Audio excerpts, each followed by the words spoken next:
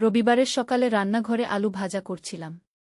ছেলে এসে পাশে দাঁড়ালো, মা, আমাকে আলু কাটতে শেখাও। ও আমি হাসতে হাসতে বললাম, তুই তো রান্না শিখতে চাস না। গুসে আমার হাত ধরে ছুরি নিয়ে বলল, আজ থেকে শিখব। একসাথে আলু কাটতে কাটতে তার হাত আমার হাতের উপর চলে এলো। হঠাৎ সে থমকে দাঁড়িয়ে বলল, মা, এই আলুর টুকরোগুলোর মতোই আমার হৃদয় তোমার জন্য কেটে কেটে যাচ্ছে। আমি অবাক হয়ে তাকালাম। সে আমার দুহাত ধরে বলল, আমি তোমার রান্নার ছাত্র হতে চাই না, তোমার জীবনসাথী হতে চাই। মা, আমি তোমাকে ভালোবাসি, শুধু মা হিসেবে নয়, একজন নারী হিসেবে। আমাকে বিয়ে করো। আমরা এই রান্নাঘরেই আমাদের নতুন জীবন শুরু করি। কড়াইয়ে তেলের ফোঁটা ফোঁটা শব্দ হচ্ছিল, কিন্তু আমার হৃদয়ের শব্দ সেটাকেও ছাড়িয়ে গেল। এই গল্পটি সম্পূর্ণ শুনলে আপনাদের পানি অটোমেটিক বের হয়ে যাবে, যত দ্রুত সম্ভব হাতের কাছে টিস্যু নিয়ে বসে পড়ো। বিছানার চাদর যেন নষ্ট না হয় সেটা সম্পূর্ণ খেয়াল রাখার অনুরোধ জানিয়ে গল্পটি এখন শুরু করব। তার আগে সর্বশেষ অনুরোধ, দয়া করে এমন পানি বের করার গল্প নিয়মিত শুনতে আমাদের চ্যানেলটি সকলেই সাবস্ক্রাইব করুন। ধন্যবাদ। হ্যালো বন্ধুরা, আমার নাম রীতা সেন। আমার বয়স ৩৯ বছর। আমার স্বামীর নাম বিকাশ সেন, বয়স ৫২ বছর। আমাদের ২ সন্তান, রাহুল আর প্রিয়া। রাহুল ২১ বছর বয়সী, ইউনিভার্সিটিতে পড়ে। প্রিয়া ১৪ বছর বয়সী, হাই স্কুলে যায়। আমার জীবনে এমন একটা ঘটনা ঘটল যা আমি কখনো ভাবিনি।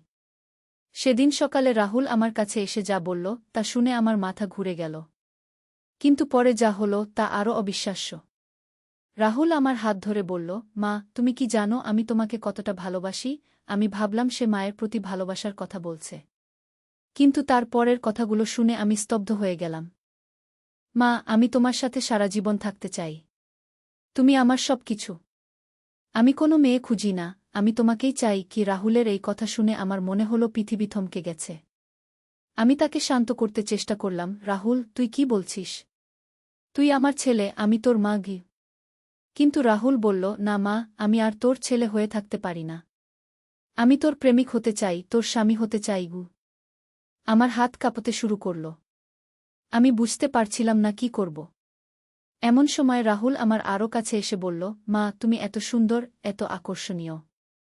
আমি তোমার দিকে তাকিয়ে থাকতে পারি ঘণ্টার পর ঘণ্টা।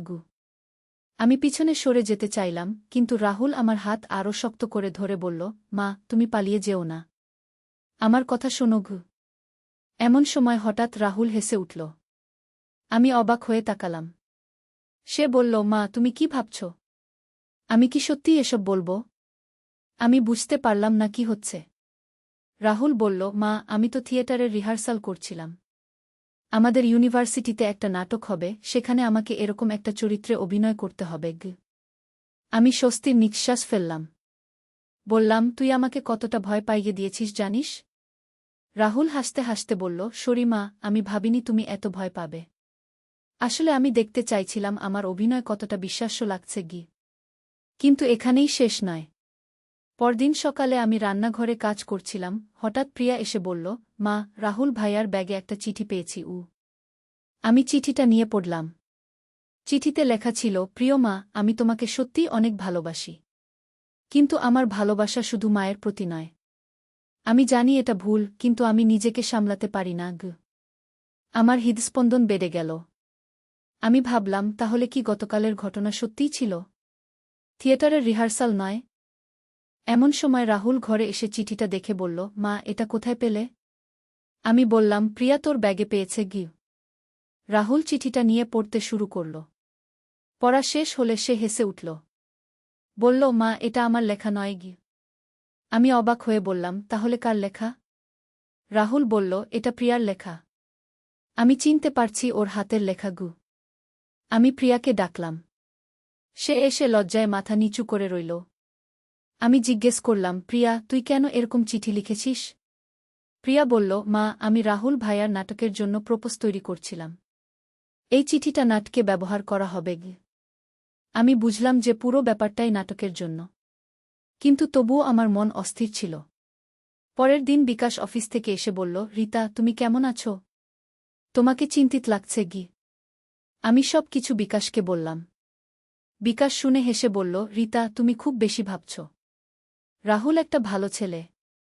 ও শুধু নাটকের জন্য অভ্যাস করছিল। কিন্তু রাতে ঘুমাতে যাওয়ার সময় আমার মনে আবার সন্দেহ এল। আমি ভাবলাম তাহলে কি সত্যিই সব কিছু নাটকের জন্য ছিল? পরদিন সকালে রাহুল আমার কাছে এসে বলল, মা, আমাকে ক্ষমা করো। গত কয়েকদিন আমি তোমাকে বিরক্ত করেছি গি। আমি বললাম, কেন রাহুল? তুই তো নাটকের অভ্যাস করছিলি। রাহুল বলল, হ্যাঁ মা, কিন্তু আমি বুঝতে পারিনি যে এতে তুমি এত কষ্ট পাবে। আমি আরও সতর্ক থাকব। আমি রাহুলকে বুকে জড়িয়ে ধরলাম। বললাম, তুই আমার সোনার ছেলে। আমি সবসময় তোর পাশে আছি। এরপর থেকে রাহুল আর নাটকের অভ্যাস ঘরে করত না। সে বন্ধুদের সাথে কলেজে অভ্যাস করত। কিন্তু একদিন সন্ধ্যায় রাহুল বাড়িতে এসে খুব খুশি লাগছিল। আমি জিজ্ঞেস করলাম, কি ব্যাপার রাহুল?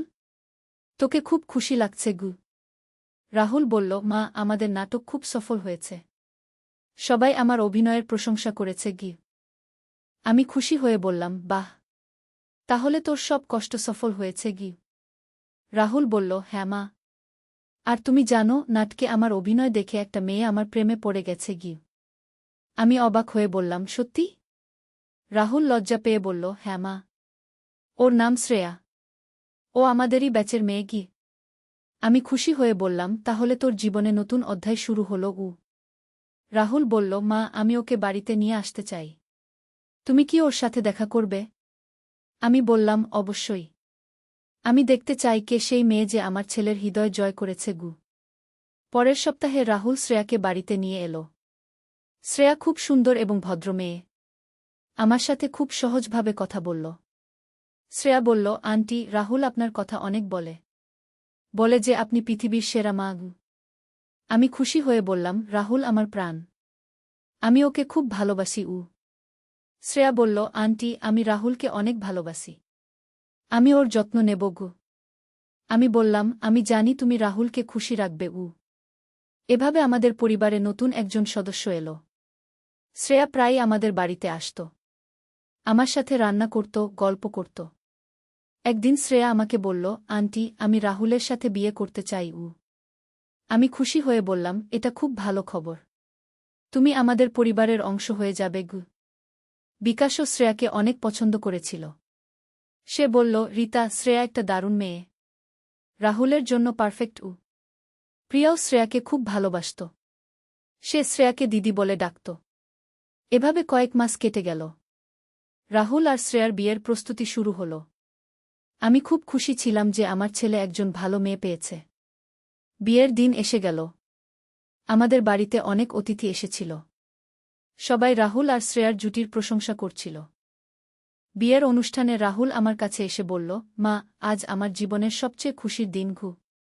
আমি বললাম, আমিও খুব খুশি রাহুল। তুমি সুখী থাকো ঘু। রাহুল বলল, মা, তুমি আমাকে সঠিক পথ দেখিয়েছ। তুমি না থাকলে আমি কখনো শ্রেয়াকে পেতাম না গিয়ে। আমি বুঝলাম রাহুল কি বোঝাতে চাইছে। ওর থিয়েটারের অভ্যাসের সময় আমি যে চিন্তিত হয়েছিলাম, সেটা ওকে বুঝতে সাহায্য করেছিল যে সত্যিকারের ভালোবাসা কি। বিয়ের পর রাহুল আর শ্রেয়া আলাদা ফ্ল্যাটে চলে গেল। কিন্তু প্রায়ই আমাদের বাড়িতে আসত। একদিন শ্রেয়া আমাকে বলল, আন্টি, আমি প্রেগন্যান্ট। আমার খুশির আর সীমা রইল না। আমি শ্রেয়াকে জড়িয়ে ধরে বললাম, এটা কি দারুণ খবর। আমি দাদি হতে যাচ্ছি গু। 9 মাস পর শ্রেয়া একটি সুন্দর ছেলে সন্তানের জন্ম দিল। আমরা নাম রাখলাম অভিক। অভিক যখন ছোট ছিল, আমি ওর খুব যত্ন নিতাম। রাহুল বলতো, মা, তুমি অভিকের সাথে আমার চেয়েও বেশি সময় কাটাও। আমি হেসে বলতাম, দাদির অধিকার এটা গু। এভাবে আমাদের পরিবার আরও বড় হল। প্রিয়াও বড় হয়ে কলেজে ভর্তি হল। সেও একজন ভালো ছেলের সাথে প্রেম করছিল। একদিন প্রিয়া আমাকে বলল, মা, আমি অর্জুনকে বিয়ে করতে চাই। আমি বললাম, অর্জুন তো একটা ভালো ছেলে। তোর সিদ্ধান্ত ঠিক আছে গি। এভাবে প্রিয়ারও বিয়ে হল। আমাদের বাড়িতে আরও আনন্দ বেড়ে গেল। অভিক যখন 5 বছর বয়সী হল, সে আমাকে বলল, দাদি, আমি বড় হয়ে তোমার মতো রান্না করব গু। আমি হেসে বললাম, তুই যা চাস তাই হবি গু। কিন্তু অভিক বলল, না দাদি, আমি তোমাকে বিয়ে করব গু। আমি হেসে বললাম, অভিক, আমি তো তোর দাদি। তুই বড় হয়ে একটা সুন্দর মেয়েকে বিয়ে করবি গে। অভিক বলল, না দাদি, তুমিই আমার প্রিয় মানুষ গো। আমার মনে পড়ে গেল রাহুলের সেই থিয়েটারের দিনগুলোর কথা। আমি বুঝলাম শিশুরা মাঝে মাঝে এরকম কথা বলে। এটা স্বাভাবিক। রাহুল এসে অবিকের কথা শুনে হেসে বলল, অবিক, তুই তো ঠিক আমার মতো কথা বলছিস গু। আমি রাহুলকে জিজ্ঞেস করলাম, কি মানে? রাহুল বলল, মা, আমিও ছোটবেলায় বলতাম যে আমি তোমাকে বিয়ে করব। সব শিশুরাই এরকম কথা বলে গু। আমি বুঝলাম যে এটা সত্যিই স্বাভাবিক। শিশুরা তাদের প্রিয় মানুষের সাথে সারা জীবন থাকতে চায়। এটা ভালোবাসার প্রকাশ মাত্র। আজ যখন আমি এই গল্পটা মনে করি, আমার হাসি পায়। রাহুলের থিয়েটারের সেই দিনগুলো আমাকে কতটা চিন্তিত করেছিল। কিন্তু শেষ পর্যন্ত সব কিছুই ভালো হয়ে গেছে। রাহুল এখন একজন সুখী বাবা। শ্রেয়া দারুণ একজন মা। প্রিয়াও তার জীবনে স্থিতিশীল। আর আমি একজন খুশি দাদি। বিকাশ প্রায় বলে, রিতা, তুমি খুব ভালো একটা পরিবার গড়েছ। আমি মনে করি যে কোনো পরিবারে এমন ছোটখাটো সমস্যা হতে পারে, কিন্তু ভালোবাসা আর বোঝাপড়া দিয়ে সব কিছু সমাধান করা যায়। আজকাল অভিক স্কুলে যায়। সে আর আমাকে বিয়ে করার কথা বলে না। বরং সে বলে, দাদি, আমি বড় হয়ে একটা রাজকন্যাকে বিয়ে করব। আমি হেসে বলি, হ্যাঁ অভিক, তুই যাকে খুশি বিয়ে করিস গু। এভাবেই আমাদের পারিবারিক জীবন চলছে। অনেক হাসি, কান্না, আনন্দ আর কষ্ট নিয়ে। কিন্তু সবার উপরে আছে ভালোবাসা। আমি মনে করি পরিবার হলো একটা ছোট পৃথিবী। এখানে অনেক রকম মানুষ থাকে, অনেক রকম চরিত্র থাকে। কিন্তু সবাইকে নিয়েই তো পরিবার। রাহুলের সেই থিয়েটারের ঘটনা আমাকে শিখিয়েছে যে সবসময় ভেবেচিন্তে কোনো সিদ্ধান্ত নিতে হয়। তাড়াহুড়ো করলে ভুল বোঝাবুঝি হতে পারে। আজ আমার বয়স 52 হয়ে গেছে। বিকাশের বয়স 55। আমরা দুজনেই এখন দাদা দাদি। আমাদের জীবনে নতুন মাত্রা এসেছে। প্রিয়ার একটি মেয়ে হয়েছে। নাম রাখা হয়েছে রিয়া। রিয়াও খুব কিউট একটি বাচ্চা। এখন আমাদের বাড়িতে 2টি নাতি-নাতনি। অভিক আর রিয়া। দুজনেই আমাদের জীবনে অনেক আনন্দ এনেছে। অভিক এখন 7 বছর বয়সী। সে ক্লাস 2তে পড়ে। রিয়া 3 বছর বয়সী। সে এখনও বাড়িতে থাকে। সপ্তাহের শেষে সবাই আমাদের বাড়িতে জড়ো হয়। রাহুল, শ্রেয়া, অভিক, প্রিয়া, অর্জুন, রিয়া, সবাই মিলে আমরা একসাথে খাই, আড্ডা দিই। এই সময়গুলো আমার কাছে খুব প্রিয়। আমি দেখি আমার সন্তানরা কতটা সুখী। একদিন অভিক আমাকে জিজ্ঞেস করল, দাদি, তুমি আর দাদু কিভাবে প্রেম করেছিলে? আমি হেসে বললাম, অভিক, এটা বড়দের গল্প। কিন্তু অভিক বলল, দাদি, আমি তো বড় হয়ে গেছি। আমি ক্লাস 2তে পড়ি। আমি বিকাশের দিকে তাকালাম। বিকাশ হেসে বলল, রিতা, ওকে একটু বলো। আমি অভিকের কোলে বসিয়ে বললাম, অভিক, আমি আর তোর দাদু কলেজে পরিচিত হয়েছিলাম। তোর দাদু খুব লাজুক ছিল। অভিক খুব মনোযোগ দিয়ে শুনছিল। বলল, তারপর কি হলো দাদি? আমি বললাম, তারপর তোর দাদু আমাকে একটি চিঠি লিখেছিল। সেই চিঠিতে লিখেছিল যে সে আমাকে ভালোবাসে। অভিক উৎসাহিত হয়ে বলল, দাদি, সেই চিঠিটা কোথায়? আমি দেখতে চাই। বিকাশ বলল, অভিক, সেই চিঠি আমাদের পুরনো জিনিসের বাক্সে আছে। আমি বললাম, হ্যাঁ, আমি এখনও সেই চিঠি রেখেছি। অভিক বলল, দাদি, আমাকে সেই চিঠি পড়ে শোনাবে? আমি বললাম, তুই বড় হলে পড়ে শোনাব। এমন সময় রিয়া এসে বলল, দাদি, আমিও শুনব। আমি রিয়াকেও কোলে বসালাম। বললাম, হ্যাঁ রিয়া, তুইও শুনবি। বিকাশ বলল, তোমাদের দাদি খুব রোমান্টিক ছিল। আমি লজ্জা পেয়ে বললাম, তুমি কি বলছ? অভিক বলল, দাদি লজ্জা পাচ্ছে। দাদি লজ্জা পাচ্ছে। আমরা সবাই হেসে উঠলাম। এমন সময় রাহুল এসে বলল, মা, কি হচ্ছে এখানে? অভিক বলল, বাবা, দাদি দাদুর প্রেমের গল্প শুনছিলাম। রাহুল হেসে বলল, বাহ, সেটা তো দারুণ। শ্রেয়া বলল, আন্টি, আমিও শুনতে চাই। আমি বললাম, এটা তো কোনো বিশেষ গল্প নয়। সাধারণ প্রেমের গল্প। কিন্তু সবাই বলল, না না, আমরা শুনতে চাই। আমি বিকাশের দিকে তাকালাম। বিকাশ বলল, রিতা, তুমিই বলো। আমি শুরু করলাম। আমি তখন ইংলিশ অনার্সে পড়তাম। তোমাদের দাদু ছিল ইকোনমিক্সে। অভিক জিজ্ঞেস করল, তারপর তোমরা কিভাবে দেখা হলে? আমি বললাম, আমাদের কলেজে একটা বার্ষিক অনুষ্ঠান ছিল। আমি সেখানে গান গেয়েছিলাম। তোমাদের দাদু সেই গান শুনে আমার প্রেমে পড়ে গিয়েছিল। রিয়া তালি দিয়ে বলল, বাহ দাদি। আমি বললাম, কিন্তু তোমাদের দাদু প্রথমে আমার সাথে কথা বলার সাহস পায়নি। বিকাশ বলল, আমি তো অনেক লাজুক ছিলাম। আমি বললাম, হ্যাঁ, তোমাদের দাদু আমার বন্ধুদের মাধ্যমে আমার সাথে পরিচয় করিয়েছিল গু। শ্রেয়া জিজ্ঞেস করল, আন্টি, প্রথম দেখায় আপনার কেমন লেগেছিল? আমি লজ্জা পেয়ে বললাম, সত্যি বলতে আমার ভালো লেগেছিল। তোমাদের দাদু খুব ভদ্র ছিল গু। অবিক বলল, তারপর তোমরা কি করলে? আমি বললাম, তারপর আমরা বন্ধু হয়ে গেলাম। একসাথে পড়াশোনা করতাম, লাইব্রেরিতে যেতাম গে। বিকাশ বলল, আমি রোজ তোমার জন্য অপেক্ষা করতাম গে। আমি হেসে বললাম, হ্যাঁ, তোমাদের দাদু কলেজ গেটের কাছে দাঁড়িয়ে থাকত। রাহুল বলল, তাহলে কবে প্রপোজ করেছিলে বাবা? বিকাশ লজ্জা পেয়ে বলল, সেটা অনেক পরে গি। আমি বললাম, তোমাদের দাদু প্রায় 1 বছর অপেক্ষা করেছিল। তারপর একটা চিঠি দিয়েছিল গু। অবিক বলল, সেই চিঠিতে কি লিখা ছিল?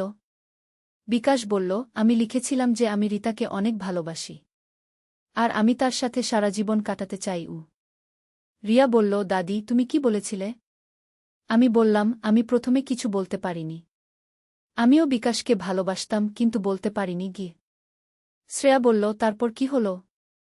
আমি বললাম, তারপর আমি বিকাশকে বললাম যে আমিও তাকে ভালোবাসি। কিন্তু আমাদের বাবা মার অনুমতি নিতে হবে গি। বিকাশ বলল, তখনকার দিনে এটাই নিয়ম ছিল গু। রাহুল বলল, তারপর দাদা দাদিরা রাজি হয়েছিল? আমি বললাম, প্রথমে আমার বাবা মা একটু দ্বিধা ছিল। কিন্তু বিকাশের ভালো ব্যবহার দেখে রাজি হয়ে গিয়েছিল গু। বিকাশ বলল, আর আমার বাবা মা তো প্রথম দেখাতেই রিতাকে পছন্দ করে ফেলেছিল গু। অবিক বলল, তারপর তোমাদের বিয়ে হয়ে গেল? আমি বললাম, হ্যাঁ, আমাদের বিয়ে হল। তখন আমার বয়স ছিল 21, তোমাদের দাদুর বয়স ছিল 23 গু। রিয়া বলল, দাদি, তুমি কি খুশি ছিলে? আমি বললাম, অবশ্যই রিয়া। আমি খুব খুশি ছিলাম গু। বিকাশ বলল, আমিও খুব খুশি ছিলাম। আমি ভেবেছিলাম আমি পৃথিবীর সবচেয়ে ভাগ্যবান মানুষ গো। শ্রেয়া বলল, কি রোমান্টিক। রাহুল বলল, তাহলে আমরা কখন এলাম? আমি হেসে বললাম, তোমার জন্ম হল বিয়ের 2 বছর পর। আর প্রিয়ার জন্ম হল তোমার 8 বছর পর গু। প্রিয়া বলল, মা, আমি কেন এত দেরিতে এলাম? আমি বললাম, প্রিয়া, ভগবানের ইচ্ছায় তুই এলি। আমরা তোর জন্য অনেক অপেক্ষা করেছিলাম গে। অর্জুন বলল, আন্টি, আপনাদের প্রেমের গল্প শুনে খুব ভালো লাগল গু। আমি বললাম, অর্জুন, এটা তো সাধারণ গল্প। তোমাদের সবার জীবনেও এরকম প্রেম আছে গি। রাহুল বলল, মা, তুমি আর বাবার মতো আমি আর শ্রেয়াও একসাথে আছি গু। শ্রেয়া বলল, আন্টি, আপনি আমাদের আদর্শ। আমি বললাম, তোমরা সবাই খুব ভালো দম্পতি। আমি গর্বিত। এমন সময় অভিক বলল, দাদি, আমি বড় হয়ে তোমার মতো একজন মেয়েকে বিয়ে করব। আমি হেসে বললাম, অভিক, তুই যাকে ভালোবাসবি তাকেই বিয়ে করবি গু। রিয়া বলল, আমিও দাদুর মতো একজন ছেলেকে বিয়ে করব। বিকাশ বলল, রিয়া, তুই এখনও খুব ছোট। বড় হয়ে ভাববি। এভাবে আমাদের পারিবারিক আড্ডা চলতে থাকল। সবাই নিজেদের প্রেমের গল্প বলল। অর্জুন আর প্রিয়ার প্রেমের গল্প খুব সুন্দর। রাত হয়ে গেল। সবাই নিজেদের বাড়িতে চলে গেল। কিন্তু অভিক আর রিয়া আমাদের সাথে থেকে গেল। ঘুমাতে যাওয়ার আগে অভিক বলল, দাদি, আজকের গল্প খুব ভালো লেগেছে গি। আমি বললাম, অভিক, ঘুমিয়ে পড়ো। কাল স্কুল আছে গি। অভিক বলল, দাদি, আমি তোমাদের মতো হতে চাই। আমি তার কপালে চুমু দিয়ে বললাম, তুই ইতিমধ্যেই আমাদের মতো ভালো গু। পরদিন সকালে আমি উঠে দেখি বিকাশ বাগানে কাজ করছে। আমি তার কাছে গিয়ে বললাম, আজ খুব ভালো দিন গু। বিকাশ বলল, হ্যাঁ রিতা, গতকাল সবার সাথে গল্প করে খুব ভালো লেগেছে গি।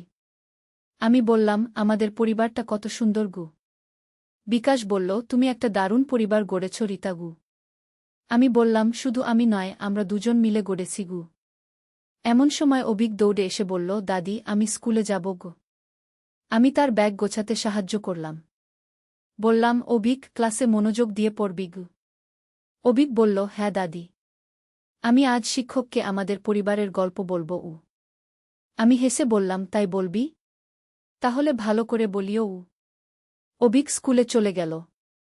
রিয়া আমার সাথে বাড়িতে রইল। সে খুব চঞ্চল একটি মেয়ে। দুপুরে রাহুল ফোন করে বলল, মা, আজ অফিসে আমার বন্ধুরা তোমার রান্নার প্রশংসা করছিল গো।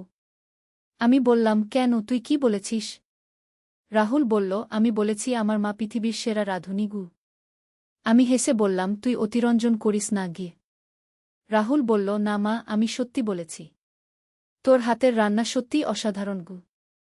বিকেলে প্রিয়া এসে বলল, মা, আজ আমার অফিসে আমি আমাদের পরিবারের ছবি দেখিয়েছি। আমি বললাম, তারা কি বলেছে? প্রিয়া বলল, সবাই বলেছে আমাদের পরিবার খুব সুখী দেখায়। আমি বললাম, আমরা সত্যিই সুখী প্রিয়া। প্রিয়া বলল, মা, তুমি আমাদের সুখী রাখার জন্য কত কষ্ট করেছ। আমি বললাম, এটা কোনো কষ্ট নয় প্রিয়া, এটা আমার দায়িত্ব। সন্ধ্যায় অভিক স্কুল থেকে ফিরে এসে বলল, দাদি, আজ আমি ক্লাসে তোমাদের প্রেমের গল্প বলেছি। আমি জিজ্ঞেস করলাম, সবার কেমন লেগেছে? অভিক বলল, সবাই বলেছে আমাদের পরিবার খুব রোমান্টিক। আমি হেসে বললাম, তুই ঠিক বলেছিস। রাতে খাওয়ার সময় আমরা আবার সবাই একসাথে বসলাম। আজকের দিনের গল্প বললাম, সবার কাছে শুনলাম। বিকাশ বলল, আজকাল আমার মনে হয় আমরা খুব ভাগ্যবান। আমি বললাম, কেন? বিকাশ বলল, আমাদের এত সুন্দর একটা পরিবার, সবাই একসাথে আছি। রাহুল বলল, বাবা, এটা তোমার আর মায়ের কৃতিত্ব। শ্রেয়া বলল, আঙ্কেল আন্টি, আপনারা আমাদের অনুপ্রেরণা। আমি বললাম, তোমরা সবাই ভালো থাকো, এটাই আমাদের সবচেয়ে বড় পাওয়া। এভাবেই আমাদের দিনগুলো কেটে যায়, অনেক আনন্দ, কিছু কষ্ট, অনেক হাসি, কিছু কান্না নিয়ে, কিন্তু সব মিলিয়ে একটা সুন্দর জীবন। আমি মনে করি আমার জীবনটা খুব ভালো কেটেছে। আমি একজন সুখী মা, একজন সুখী স্ত্রী, একজন সুখী দাদি। আর কি চাই? রাহুলের সেই থিয়েটারের ঘটনা আজ মনে হয় খুব ছোট একটা বিষয় ছিল, কিন্তু সেই সময় আমি কতটা চিন্তিত হয়েছিলাম, আজ সেটা ভেবে হাসি পায়। জীবনে অনেক সময় এরকম হয়, আমরা ছোট বিষয় নিয়ে বড় চিন্তা করি, কিন্তু সময়ের সাথে সব কিছু ঠিক হয়ে যায়। আমার পরিবারের প্রত্যেকেই আজ নিজের জায়গায় সুপ্রতিষ্ঠিত। রাহুল একটা ভালো চাকরি করে, শ্রেয়া একজন ভালো মা, প্রিয়া তার কর্মজীবনে সফল, অর্জুন একজন ভালো স্বামী, আর আমি একজন সন্তুষ্ট মানুষ। আমার জীবনে আর কিছু চাওয়ার নেই, কিন্তু হ্যাঁ, একটা ছোট্ট ইচ্ছা আছে। আমি চাই অভিক আর রিয়া বড় হয়ে আমাদের পরিবারের ঐতিহ্য বজায় রাখুক, তারাও যেন সুখী পরিবার গড়ে। আজ রাতে ঘুমাতে যাওয়ার আগে বিকাশকে বললাম, তুমি কি জানো আমি কতটা খুশি? বিকাশ বলল, আমিও খুব খুশি রীতা, আমরা একসাথে কত সুন্দর একটা জীবন কাটিয়েছি। আমি বললাম, আরও অনেক দিন একসাথে কাটাবো। বিকাশ আমার হাত ধরে বলল, ইনশাআল্লাহ। এভাবেই আমার গল্প শেষ। এটা একটা সাধারণ পারিবারিক গল্প, কিন্তু আমার কাছে এটাই সবচেয়ে বড় সুখের গল্প। জীবনে অনেক রহস্য আছে, অনেক রোমাঞ্চ আছে, কিন্তু সবচেয়ে বড় রোমাঞ্চ হল পরিবারের সাথে সুখে থাকা। আমার মনে হয় আমাদের পরিবারের গল্প শুনে অনেকেই নিজেদের পরিবারের কথা মনে করবেন। প্রত্যেকের জীবনেই এরকম ছোট ছোট ঘটনা ঘটে, কিন্তু মূল কথা হল ভালোবাসা। ভালোবাসা দিয়েই সব সমস্যার সমাধান সম্ভব, ভালোবাসা দিয়েই সুখী পরিবার গড়া সম্ভব। আমার গল্প এখানেই শেষ। আশা করি আপনাদের ভালো লেগেছে। পরোটা বানাতে গিয়ে ছেলে আমার পেছনে এসে দাঁড়িয়ে এমন কথা বলল যে আটার লেই হাত থেকে পড়ে গেল। সকালে ছেলের জন্য পরোটা বানাচ্ছিলাম। রান্নাঘরে একা একা কাজ করতে ভালো লাগে। হঠাৎ ছেলে পেছন থেকে এসে দাঁড়াল। মা, আজ আমি তোমাকে সাহায্য করব। আমি বললাম, ঠিক আছে, বেলুন দাও। আটা বেলতে গিয়ে সে আমার হাতের উপর তার হাত রাখল। মা, এভাবেই তো স্বামী স্ত্রী একসাথে রান্না করে। আমি চমকে উঠলাম। কি বলছিস? আটার লেই আমার হাতে লেগে থাকল। সে আমার কাঁধে হাত রেখে বলল, আমি দেখেছি সিনেমায় স্বামী স্ত্রী মিলে রান্না করে চুলার আগুনের তাপ অনুভব করছিলাম গালে। আমিও তোমার সাথে এভাবে সারা জীবন কাটাতে চাই। পরোটা উল্টাতে গিয়ে হাত কাঁপল। মা, তুমি আমার স্ত্রী হয়ে যাও। তাওয়ার উপর পরোটা পুড়ে যেতে লাগল, কিন্তু আমি খেয়াল করলাম না। তার কথায় মনোযোগ গেছে। আমি তোমাকে ভালোবাসি, শুধু মা হিসেবে নয়। ধোঁয়া উঠছিল তাওয়া থেকে। বিয়ে করো আমাকে। রান্নাঘরের গরম আমাকে দমবন্ধ করে দিচ্ছিল। এই গল্পটি সম্পূর্ণ শুনলে আপনাদের পানি অটোমেটিক বের হয়ে যাবে, সো যত দ্রুত সম্ভব হাতের কাছে টিস্যু নিয়ে বসে পড়ো। বিছানার চাদর যেন নষ্ট না হয় সেটা সম্পূর্ণ খেয়াল রাখার অনুরোধ জানিয়ে গল্পটি এখন শুরু করব। তার আগের সর্বশেষ অনুরোধ, দয়া করে এমন পানি বের করার গল্প নিয়মিত শুনতে আমাদের চ্যানেলটি সকলেই সাবস্ক্রাইব করুন। ধন্যবাদ। হ্যালো বন্ধুরা, আমার নাম রুমানা খাতুন। আমার বয়স 40 বছর। আমার স্বামীর নাম রফিক খান, বয়স 43 বছর। আমাদের 2 সন্তান, রাহুল আর রিমা। রাহুল 21 বছর বয়সী, ভার্সিটিতে পড়ে। রিমা 14 বছর বয়সী, স্কুলে যায়। আজকের ঘটনাটা ঘটল গত সপ্তাহে। রাহুল ছুটির দিনে বাড়িতে এসেছিল। সকাল 10টার দিকে রান্নাঘরে পরোটা বানাচ্ছিলাম। হঠাৎ রাহুল পেছন থেকে এসে দাঁড়াল। তার মুখে একটা অদ্ভুত হাসি। মা, সে বলল, আজ তোমার সাথে রান্না করব। আমি অবাক হলাম। রাহুল কখনো রান্নাঘরে আসে না। কি হলো বাবা? হঠাৎ রান্নার শখ জাগল নাকি? সে আমার পাশে এসে দাঁড়াল। মা, আমি তোমাকে একটা গোপন কথা বলব। তার গলার স্বর কেমন যেন অন্যরকম লাগছিল। আমি আর কোনো মেয়েকে বিয়ে করতে চাই না গিয়ে। আমি চমকে উঠলাম। মানে? কি বলছিস তুই? মা, আমি সিদ্ধান্ত নিয়েছি যে আমি তোমাকেই বিয়ে করব। সে আমার কাঁধে হাত রাখল। তুমিই আমার স্ত্রী হবে গ। আটার লেই আমার হাত থেকে পড়ে গেল। রাহুল, তুই কি বলছিস? আমি তোর মা। মা, আমি গভীরভাবে ভেবেছি। তোমার চেয়ে ভালো কোনো মেয়ে আমি পাব না। কি তার চোখে একটা অদ্ভুত ভাব। তুমি আমার সব চাহিদা পূরণ করতে পারবে গ। আমি কাঁপতে শুরু করলাম। রাহুল, তুই কি বলছিস? এসব কি? মা, আমি তোমাকে ভালোবাসি। শুধু মা হিসেবে নয়, একজন নারী হিসেবেও। সে আরও কাছে এসে দাঁড়াল।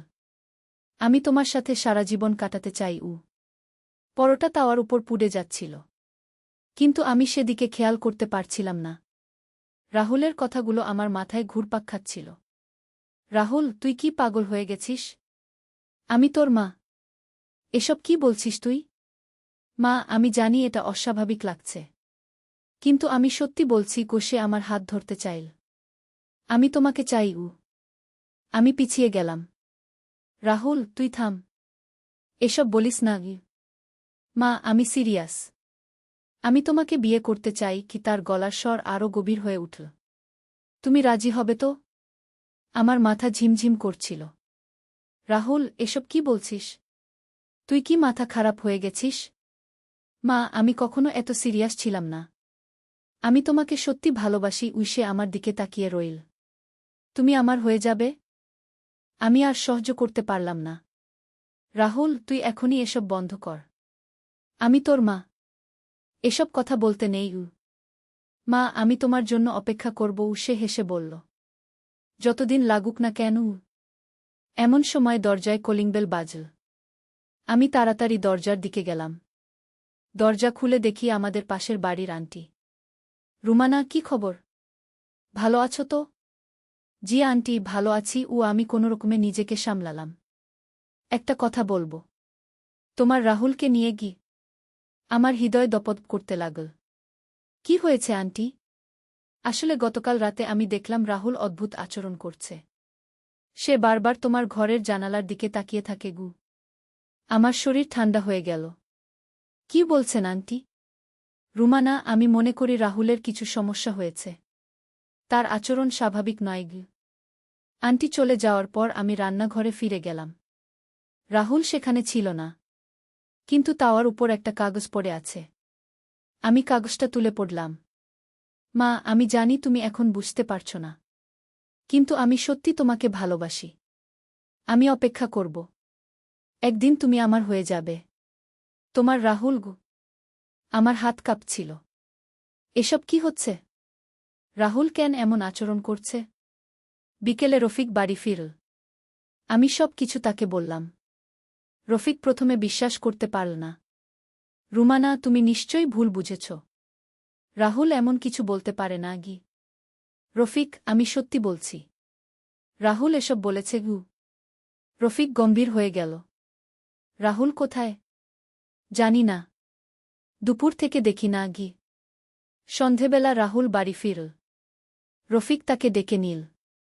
রাহুল, তুমি আজ তোমার মায়ের সাথে কি কথা বলেছ? রাহুল হেসে বলল, বাবা, আমি মায়ের সাথে রান্না করার কথা বলেছি। আর কিছু বলনি? না বাবা, আর কিছু বলিনি। রাহুল নির্দোষভাবে হাসল। কিন্তু তার চোখে যে ভাবটা ছিল সেটা আমি ভুলতে পারছিলাম না। মনে হচ্ছিল সে মিথ্যা বলছে। রাতে রফিক আমাকে বলল, রুমানা, তুমি নিশ্চয়ই ভুল বুঝেছ। রাহুল এমন কিছু বলবে না। কিন্তু আমি জানতাম যে আমি ভুল বুঝিনি। রাহুল সত্যিই সেসব কথা বলেছিল। পরের কয়েকদিন রাহুল স্বাভাবিকভাবেই আচরণ করল। কিন্তু আমি লক্ষ্য করলাম যে সে আমার দিকে অন্যরকমভাবে তাকায়। তার চোখে একটা অদ্ভুত ভাব থাকে। একদিন রিমা স্কুল থেকে ফিরে বলল, মা, রাহুল ভাই আজ স্কুলের সামনে দাঁড়িয়েছিল। সে আমাকে তোমার সম্পর্কে কিছু প্রশ্ন করেছে। কি ধরনের প্রশ্ন? সে জানতে চেয়েছে তুমি কখন একা থাকো, কখন বাজারে যাও, এসব। আমার ভয় আরও বেড়ে গেল। রাহুল কেন রিমাকে এসব প্রশ্ন করছে? সেদিন রাতে আমি জেগে থাকলাম। রাত ৩টার দিকে শুনলাম কেউ যেন আমার ঘরের দরজার কাছে পায়চারি করছে। আমি চুপচাপ শুনতে থাকলাম। কিছুক্ষণ পর আওয়াজ থেমে গেল। সকালে উঠে দেখি আমার ড্রেসিং টেবিলের উপর একটা গোলাপ ফুল রাখা। আমি নিশ্চিত যে গতকাল সেখানে কোনো ফুল ছিল না। আমি রফিককে সব কিছু বললাম। রফিক এবার গুরুত্বের সাথে শুনল। রুমানা, আমি মনে করি আমাদের রাহুলকে কোনো ডাক্তার দেখানো উচিত। কিন্তু রাহুল ডাক্তার দেখাতে রাজি হল না। সে বলল, আমার কোনো সমস্যা নেই। আমি একদম ভালো আছি। পরের দিন আমি একা বাড়িতে ছিলাম। রিমা স্কুলে, রফিক অফিসে, রাহুল কলেজে যাওয়ার কথা। কিন্তু দুপুরের দিকে সে বাড়ি ফিরল। মা, আজ ক্লাস ছিল না। সে আমার দিকে তাকিয়ে হাসল। আমি অস্বস্তি বোধ করলাম। তুই দুপুরে খাবি? হ্যাঁ মা। কিন্তু তার আগে আমি তোমার সাথে একটু কথা বলতে চাই। আমার হৃদয় দপদপ করতে লাগল। কি কথা? মা, আমি গতবার যা বলেছিলাম সেটা নিয়ে কি সে কাছে এসে দাঁড়াল? আমি এখনও সেই কথায় আছি। রাহুল, আমি তোকে আগেই বলেছি। মা, আমি জানি এটা কঠিন। কিন্তু আমি তোমার জন্য অপেক্ষা করব। সে আমার হাত ধরতে চাইল। আমি পিছিয়ে গেলাম। রাহুল, তুই এসব ভুলে যা। এসব স্বাভাবিক নয়। মা, আমার কাছে এটাই স্বাভাবিক। তার চোখে একটা অদ্ভুত চমক। আমি তোমাকে ছাড়া বাঁচতে পারব না। এমন সময় হঠাৎ রাহুল থেমে গেল। তার মুখের ভাব পাল্টে গেল। সে মাথায় হাত দিয়ে বলল, মা, আমার মাথা ব্যথা করছে। কি হলো বাবা? মা, আমি কি বলছিলাম? সে বিভ্রান্ত চোখে আমার দিকে তাকাল। আমার কিছু মনে নেই। আমি অবাক হলাম। রাহুল কি সত্যিই ভুলে গেছে? তুই কিছু বলিসনি বাবা? শুধু মাথা ব্যথার কথা বলছিলি। রাহুল কপালে হাত দিয়ে বসল। মা, আমার মাথা খুব ব্যথা করছে। আর কেমন যেন ঝিমঝিম করছে। আমি তাকে ব্যথার ওষুধ দিলাম। কিছুক্ষণ পর সে ভালো হয়ে গেল। কিন্তু তার আচরণ একদম স্বাভাবিক হয়ে গেছে। মনে হচ্ছিল আগের সেই রাহুল নেই। সন্ধেবেলা রফিক বাড়ি ফিরলে আমি সব কিছু বললাম। রফিক চিন্তিত হয়ে পড়ল। রুমানা, আমার মনে হয় রাহুলের কোনো মানসিক সমস্যা হয়েছে। আমাদের অবশ্যই ডাক্তার দেখাতে হবে। পরের দিন আমরা রাহুলকে নিয়ে একজন মানসিক চিকিৎসকের কাছে গেলাম। ডাক্তার রাহুলের সাথে অনেকক্ষণ কথা বললেন। তারপর আমাদের বললেন, আপনাদের ছেলের পার্সোনালিটি ডিসঅর্ডার হয়েছে। এটা চিকিৎসায় ভালো হবে। ডাক্তার আমাদের বুঝিয়ে দিলেন যে রাহুলের মধ্যে দুইটা আলাদা ব্যক্তিত্ব কাজ করছে। একটা স্বাভাবিক রাহুল, আর আরেকটা যে অস্বাভাবিক আচরণ করে। এই ধরনের সমস্যা সাধারণত চাপ বা ট্রমার কারণে হয়, যে ডাক্তার বললেন। নিয়মিত থেরাপি আর ওষুধে এটা নিয়ন্ত্রণে থাকবে। আমরা স্বস্তির নিঃশ্বাস ফেললাম। কমপক্ষে এখন জানি যে সমস্যাটা কি। রাহুল নিয়মিত ডাক্তারের কাছে যেতে লাগল। ওষুধ খেতে লাগল। ধীরে ধীরে তার অবস্থার উন্নতি হতে লাগল। একদিন রাহুল আমার কাছে এসে বলল, মা, আমি সরি। আমি জানি আমি তোমাকে অনেক কষ্ট দিয়েছি। কিছু না বাবা।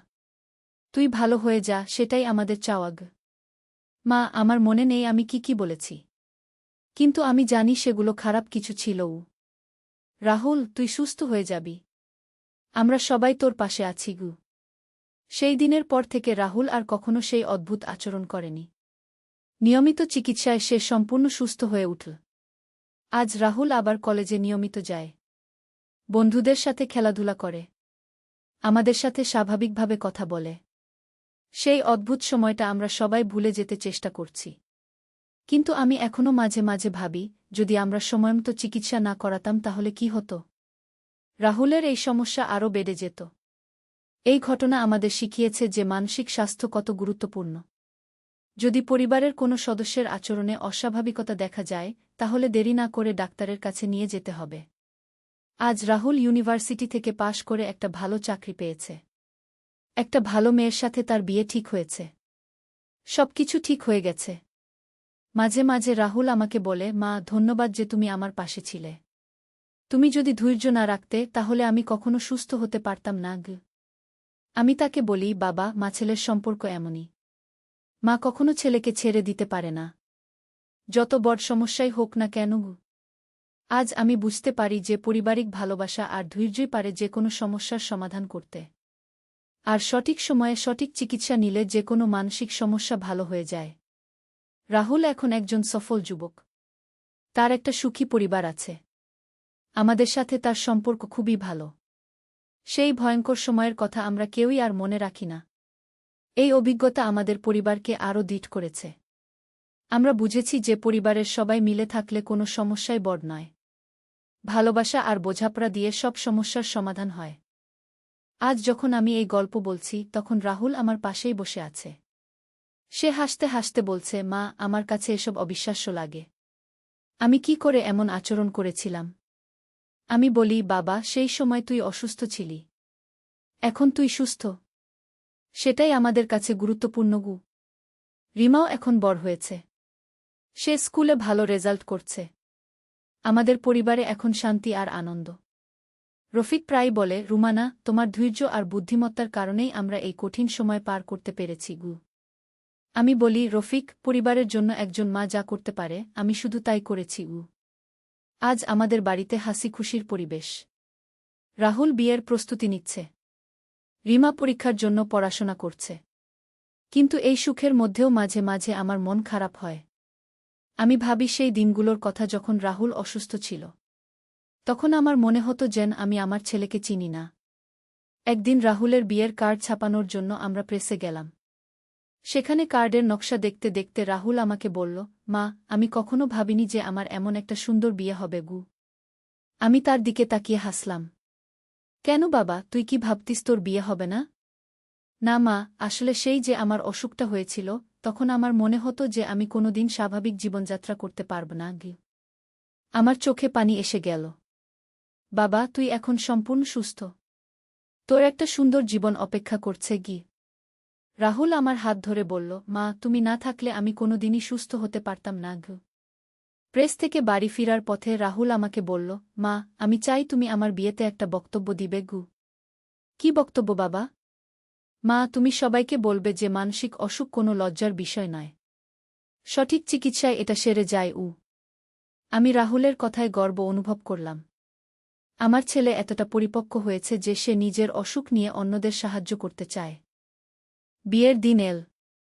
রাহুলকে দেখে মনে হচ্ছিল একদম রাজপুত্র। তার মুখে একটা উজ্জ্বল হাসি। নতুন বউ সুমিত্রাও খুব সুন্দর মেয়ে। তাকে দেখে মনে হচ্ছিল যে সে রাহুলকে খুব ভালোবাসে। বিয়ের অনুষ্ঠানে আমি যখন বক্তৃতা দিলাম তখন অনেকেই কাঁদতে শুরু করল।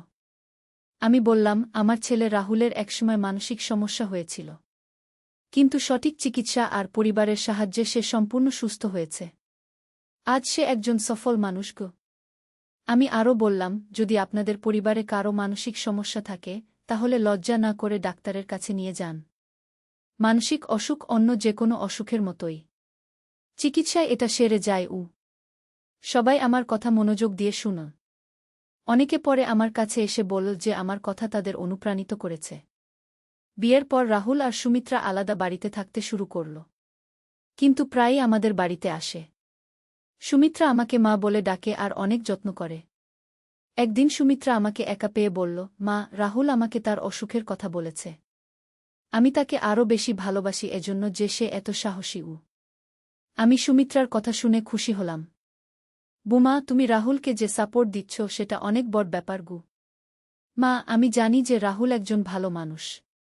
তার অতীত আমার কাছে গুরুত্বপূর্ণ নয়। গুরুত্বপূর্ণ হচ্ছে তার বর্তমান। আজ রাহুল আর সুমিত্রার একটি সন্তানও হয়েছে। ছোট্ট একটা মেয়ে। নাম রেখেছে অনিকা। আমি দাদি হয়েছি।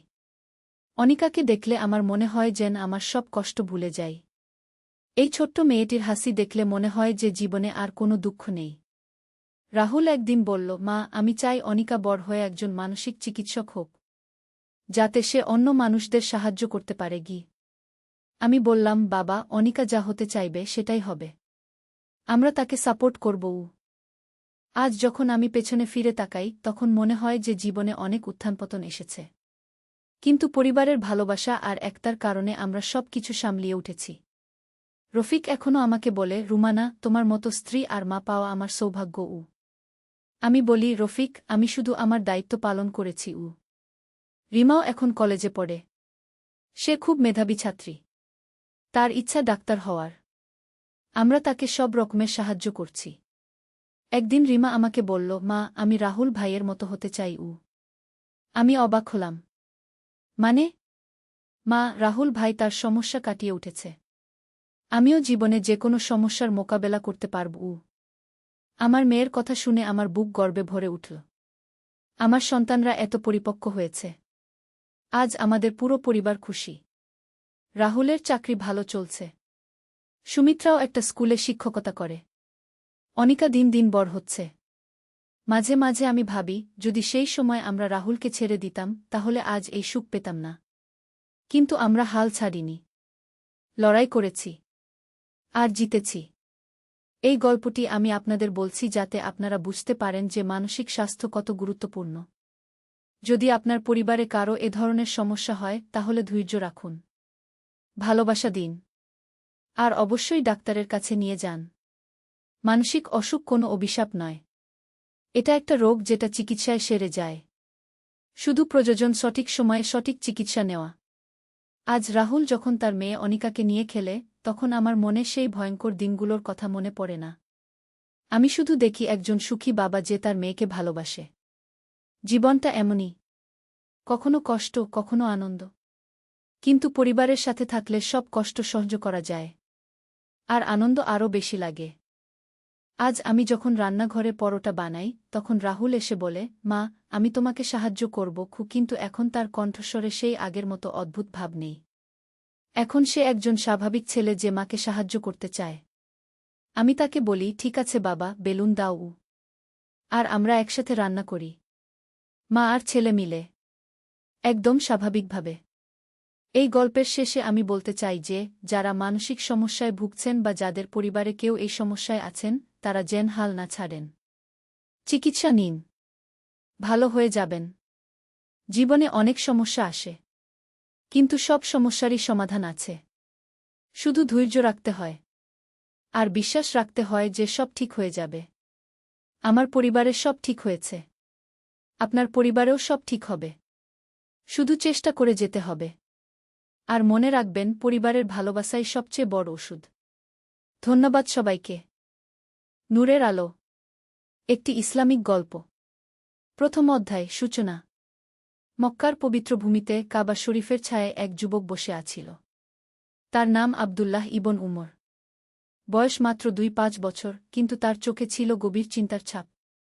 সে একজন ব্যবসায়ী, তার পিতার রেখে যাওয়া ব্যবসা সামলাতে হয় তাকে। কিন্তু আজ তার মন অশান্ত। গত কয়েক মাস ধরে সে একটা অদ্ভুত স্বপ্ন দেখছে। স্বপ্নে দেখে এক উজ্জ্বল নূরের আলো ভরা একটি পথ।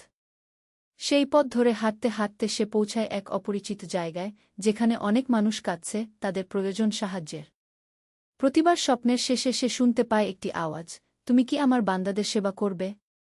আবদুল্লাহ ইবন উমর জানত যে আল্লাহ তাআলা কখনো কখনো স্বপ্নের মাধ্যমে তার বান্দাদের পথ দেখান। কিন্তু এই স্বপ্নের অর্থ কি? তার বুঝতে কষ্ট হচ্ছিল। সেদিন ফজরের নামাজ শেষে সে তার বন্ধু আবু বকর আল সিদ্দিকের কাছে গেল। আবু বকর ছিলেন একজন জ্ঞানী মানুষ, যিনি কুরআন ও হাদিসে গভীর জ্ঞান রাখতেন। ভাই আবু বকর, আবদুল্লাহ বলল, আমার একটা স্বপ্নের বিষয়ে আপনার সাথে কথা বলতে চাই। আবু বকর মনোযোগ দিয়ে স্বপ্নের কথা শুনলেন। তারপর একটু চুপ থেকে বললেন, ভাই আবদুল্লাহ, এটি একটি শুভ স্বপ্ন। আল্লাহ তাআলা হয়তো তোমাকে কোনো বিশেষ দায়িত্বের জন্য প্রস্তুত করছেন। মনে রাখবে, রাসূলুল্লাহ বলেছেন, মানুষের সেবাই আল্লাহর সেবা, হয়তো আল্লাহ তোমাকে তার বান্দাদের সেবার জন্য ডাকছেন। দ্বিতীয় অধ্যায়, যাত্রার শুরু। আবু বকরের কথা শুনে আবদুল্লাহর মনে একটা স্পষ্টতা এল। সে ঠিক করল, যতটুকু সম্পদ আছে তার একটা অংশ দিয়ে দরিদ্র মানুষদের সাহায্য করবে। প্রথমে সে মক্কার আশেপাশের গরিব পরিবারগুলো খোঁজ করতে লাগল। দেখতে পেল, শহরের বাইরে অনেক পরিবার আছে যাদের খাবারের অভাব, চিকিৎসার অভাব। কেউ কেউ এমনকি পরিষ্কার পানি পায় না। আবদুল্লাহ তার ব্যবসার মুনাফার একটা বড় অংশ দিয়ে এসব পরিবারের জন্য খাদ্য, বস্ত্র ও ঔষধের ব্যবস্থা করল। কিন্তু কিছুদিন পরেই সে বুঝতে পারল শুধু অর্থ দিলেই হবে না। এসব পরিবারের দীর্ঘমেয়াদী সমাধান দরকার।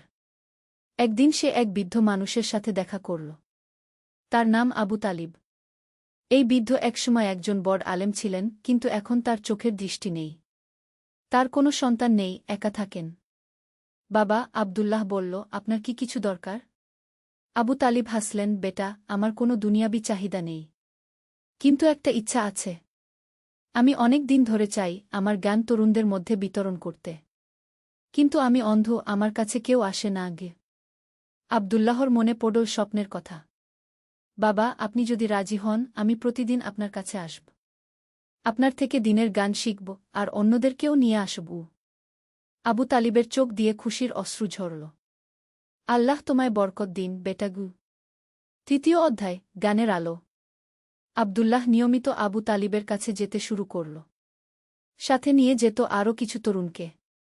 আবু তালিব তাদের কুরআনের তাফসির, হাদিসের ব্যাখ্যা, ইসলামের আদবকায়দা শেখাতেন। একদিন আবু তালিব একটি হাদিস বর্ণনা করলেন। রাসূলুল্লাহ বলেছেন, যে ব্যক্তি কোনো মুমিনের একটি বিপদ দূর করবে, আল্লাহ তার কিয়ামতের দিনের একটি বিপদ দূর করবেন। যে ব্যক্তি কোনো অভাবীর অভাব দূর করবে, আল্লাহ দুনিয়া ও আখেরাতে তার অভাব দূর করবেন। যে ব্যক্তি কোনো মুসলিমের দোষ ঢেকে রাখবে, আল্লাহ দুনিয়া ও আখেরাতে তার দোষ ঢেকে রাখবেন। এই হাদিস শুনে আবদুল্লাহর হৃদয় আরও বেশি নরম হয়ে গেল। সে বুঝতে পারল শুধু অর্থ দিয়ে সাহায্য করাই যথেষ্ট নয়, মানুষের মানসিক, আধ্যাত্মিক ও শিক্ষাগত উন্নতিতেও সাহায্য করতে হবে। আবদুল্লাহ একটি পরিকল্পনা করল। সে একটি মক্তব প্রতিষ্ঠা করবে যেখানে গরিব পরিবারের সন্তানরা বিনামূল্যে শিক্ষা পাবে। শুধু কুরআন হাদিস নয়, সাধারণ পড়াশোনা, হিসাব নিকাশ, ব্যবসা বাণিজ্যের হিসাবও শেখানো হবে। চতুর্থ অধ্যায়, প্রতিবন্ধকতা ও পরীক্ষা। আবদুল্লাহর এই উদ্যোগ সবার পছন্দ হল না। কিছু ধনী ব্যবসায়ী তাকে বলল, আবদুল্লাহ, তুমি অযথা অর্থ নষ্ট করছ। গরিবদের পড়াশোনা শেখালে তারা আর কাজ করতে চাইবে না। আমাদের কারবারের সমস্যা হবে। কিন্তু আবদুল্লাহ দৃঢ় থাকল। সে বলল, আমি আল্লাহর রাস্তায় কাজ করছি। মানুষকে শিক্ষিত করা একটি নেক কাজকে। এদিকে আবদুল্লাহর ব্যবসায় কিছুটা লোকসান হচ্ছিল। কারণ সে অনেক সময় ও অর্থ মানুষের সেবায় দিচ্ছিল। একদিন তার একটি বড় ব্যবসায়িক চুক্তি বাতিল হয়ে গেল। সেদিন রাতে আবদুল্লাহ খুব চিন্তিত হয়ে পড়ল। তার মনে হল হয়তো সে ভুল করছে। হয়তো আগে নিজের ব্যবসা ঠিক করা উচিত, তারপর অন্যদের সাহায্য করা। তারিয়াহ নামাজের পর সে দোয়া করল, হে আল্লাহ, আমি কি ভুল পথে আছি? আমাকে সঠিক পথ দেখান। সেই রাতে আবার সেই স্বপ্ন। কিন্তু এবার স্বপ্নে সে দেখল সেই নূরের পথে অনেক বাধা। কিন্তু যারা ধৈর্য ধরে এগিয়ে যাচ্ছে, তাদের জন্য পথের শেষে অপেক্ষা করছে অসীম শান্তি ও সুখ। পঞ্চম অধ্যায়, ধৈর্য ও আল্লাহর সাহায্য। পরের দিন সকালে আবদুল্লাহ আবু বকরের কাছে গেল। তার মনের অবস্থা জানাল। আবু বকর বললেন, ভাই, আল্লাহর পথে চলতে গেলে পরীক্ষা আসবেই। কুরআনে আল্লাহ বলেছেন, আর আমি অবশ্যই তোমাদেরকে পরীক্ষা করব ভয়, ক্ষুধা এবং ধনসম্পদ, জীবন ও ফলফসলের ক্ষতির মাধ্যমে। আর ধৈর্যশীলদের সুসংবাদ দাও, তুমি ধৈর্য ধর, আল্লাহর সাহায্য আসবে। আবদুল্লাহ সিদ্ধান্ত নিল সে থেমে যাবে না। তার মক্তব প্রতিষ্ঠার কাজ চালিয়ে যাবে। কিছুদিন পরে একটি আশ্চর্য ঘটনা ঘটল। দামেস্ক থেকে একজন ব্যবসায়ী এসে আবদুল্লাহর সাথে দেখা করল। তার নাম উসমান ইবন আফফান। আমি শুনেছি তুমি একটি মক্তব তৈরি করছ, উসমান বলল। আমি তোমার এই কাজে সাহায্য করতে চাই। উসমান আবদুল্লাহকে একটি বড় অনুদান দিল এবং বলল, এছাড়াও আমি তোমার সাথে ব্যবসায়িক অংশীদারিত্ব করতে চাই। আমার দামেস্কের ব্যবসার সাথে তোমার মক্কার ব্যবসা যুক্ত করলে দুজনেরই লাভ হবে। আবদুল্লাহ বুঝতে পারল এটি আল্লাহর তরফ থেকে সাহায্য। ষষ্ঠ অধ্যায়, মক্তবের প্রতিষ্ঠা। উসমানের সাহায্যে আবদুল্লাহ একটি সুন্দর মক্তব প্রতিষ্ঠা করল। সেখানে আবু তালিবকে প্রধান শিক্ষক করা হল। আরও কয়েকজন আলেমকে শিক্ষক হিসেবে নিযোগ দেওয়া হল।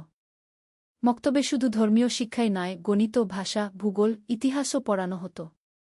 বিশেষভাবে ব্যবসা বাণিজ্যের হিসাব নিকাশ শেখানো হতো যাতে ছাত্ররা ভবিষ্যতে স্বনির্ভর হতে পারে। প্রথম দিন মক্তবে 200 জন ছাত্র ভর্তি হল। সবাই গরিব পরিবারের সন্তান। আবদুল্লাহ তাদের বই, খাতা, কলম সবকিছু বিনামূল্যে দিল। এছাড়া দুপুরের খাবারের ব্যবস্থাও করল।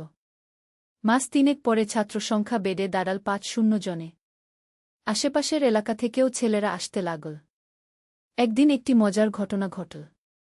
মক্তবের সবচেয়ে ভালো ছাত্র, যার নাম সাইদ ইবন জায়েদ, একটি কঠিন হিসাবের অঙ্ক সমাধান করল যেটা আব্দুল্লাহ পারছিল না। সাইদ, তুমি এটা কিভাবে করলে? আব্দুল্লাহ জিজ্ঞেস করল।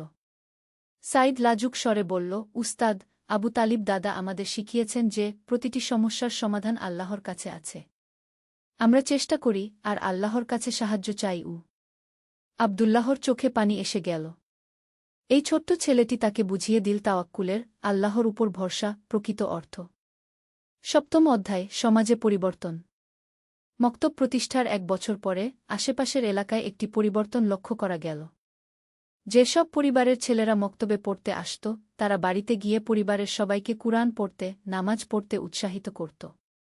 একদিন সাইদের বাবা আব্দুল্লাহর কাছে এসে বলল, ভাই, আমার ছেলে আমাদের পুরো পরিবারকে বদলে দিয়েছে। আগে আমরা শুধু নামাজ পড়তাম, কিন্তু দিনের গভীর কিছু জানতাম না।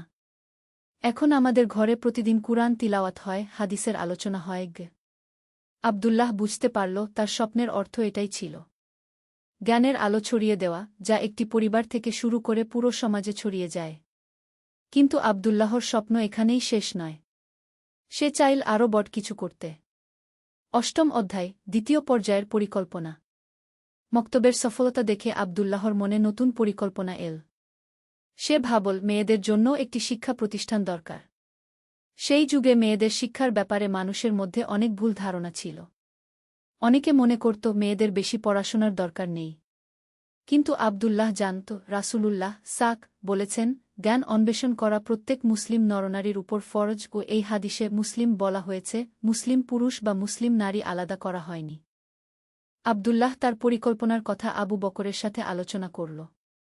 আবু বকর বললেন, এটি একটি চমৎকার পরিকল্পনা। কিন্তু এ কাজে তোমার স্ত্রী বা বোনের সাহায্য লাগবে। কারণ মেয়েদের শিক্ষার ক্ষেত্রে নারী শিক্ষকরাই বেশি উপযুক্ত। আব্দুল্লাহর একটি বোন ছিল, নাম ফাতিমা। সে খুব বুদ্ধিমতী এবং দিনদার। আব্দুল্লাহ তার সাথে বিষয়টি আলোচনা করল। ফাতিমা খুশি হয়ে বলল, ভাই, এটা তো খুবই ভালো একটা কাজ। আমি তোমার সাথে আছি। আমিও চাই আমাদের সমাজের মেয়েরা শিক্ষিত হোক। ৯ম অধ্যায়, নতুন চ্যালেঞ্জ। মেয়েদের জন্য মক্তব প্রতিষ্ঠার খবর ছড়িয়ে পড়তেই সমাজের কিছু মানুষ আপত্তি তুলল। একদিন কয়েকজন বয়স্ক মানুষ আব্দুল্লাহর কাছে এসে বলল, আব্দুল্লাহ, তুমি ভালো কাজ করছ, কিন্তু মেয়েদের বেশি পড়াশোনা শেখালে তারা ঘরকন্যার কাজ ছেড়ে দেবে। আব্দুল্লাহ ধৈর্য ধরে জবাব দিল, চাচারা, আমাদের নবীর স্ত্রী হরত আয়েশা রাত কি শুধু ঘরকন্যার কাজ করতেন? তিনি তো ইসলামের অনেক বড় একজন আলেমা ছিলেন। সাহাবীরা তার কাছে দিনের অনেক বিষয় জানতে চাইতেন।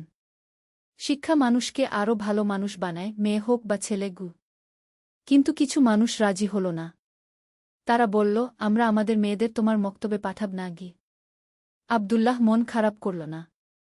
সে বলল, ঠিক আছে, যারা চান তারাই পাঠাবেন, কারো উপর জোর করা হবে না। ১০ম অধ্যায়, ধীরে ধীরে সফলতা। ফাতিমার নেতৃত্বে মেয়েদের মক্তব শুরু হল। প্রথম দিকে মাত্র ৫-৬ জন মেয়ে এল। কিন্তু ধীরে ধীরে সংখ্যা বাড়তে লাগল। মেয়েদের মক্তবে কুরআন, হাদিস, ফিকাহ, ইসলামী আইন ছাড়াও শেখানো হতো গার্হস্থ্য বিজ্ঞান, সেলাই, কাপড়ের কাজ, খাবার রান্নার বিজ্ঞানভিত্তিক পদ্ধতি। এছাড়া শিশু পালন, স্বাস্থ্যবিধি ইত্যাদি বিষয়েও শিক্ষা দেওয়া হতো। ৬ মাস পরে একটি চমৎকার ঘটনা ঘটল। মক্তবের একটি মেয়ে, যার নাম জয়নাব, তার মায়ের একটি গুরুতর অসুখের চিকিৎসা করল। সে মক্তবে শেখা স্বাস্থ্যবিধি প্রয়োগ করে তার মায়ের সেবা করেছিল। জয়নাবের মা সুস্থ হয়ে সবার কাছে বলতে লাগল, আমার মেয়ে মক্তবে যা শিখেছে তাই দিয়ে আমার প্রাণ বাঁচিয়েছে। এরপর থেকে মেয়েদের মক্তবের প্রতি মানুষের দৃষ্টিভঙ্গি পাল্টে গেল। একাদশ অধ্যায়, সমাজসেবার নতুন মাত্রা। ২টি মক্তব চালু হওয়ার পর আব্দুল্লাহর মনে আরও একটি পরিকল্পনা এল। সে দেখল সমাজে অনেক বিধবা নারী আছে যাদের কোনো আয়ের উৎস নেই। তাদের জন্য একটি কাজের ব্যবস্থা করা দরকার। আব্দুল্লাহ একটি কুটির শিল্পের কারখানা প্রতিষ্ঠা করল। সেখানে বিধবা ও গরিব মহিলারা কাপড় বোনা, সেলাইয়ের কাজ, মধু প্রক্রিয়াজাতকরণ, তেল তৈরি এসব কাজ করে উপার্জন করতে পারত। এই কারখানায় তৈরি পণ্যগুলি মক্কার বাজারে বিক্রি হতো। আব্দুল্লাহ নিশ্চিত করল যে কারিগররা তাদের পরিশ্রমের ন্যায্য মূল্য পায়। এছাড়া তিনি একটি নিয়ম করলেন, প্রতি সপ্তাহে একদিন এই মহিলারা দিনই শিক্ষা পাবে।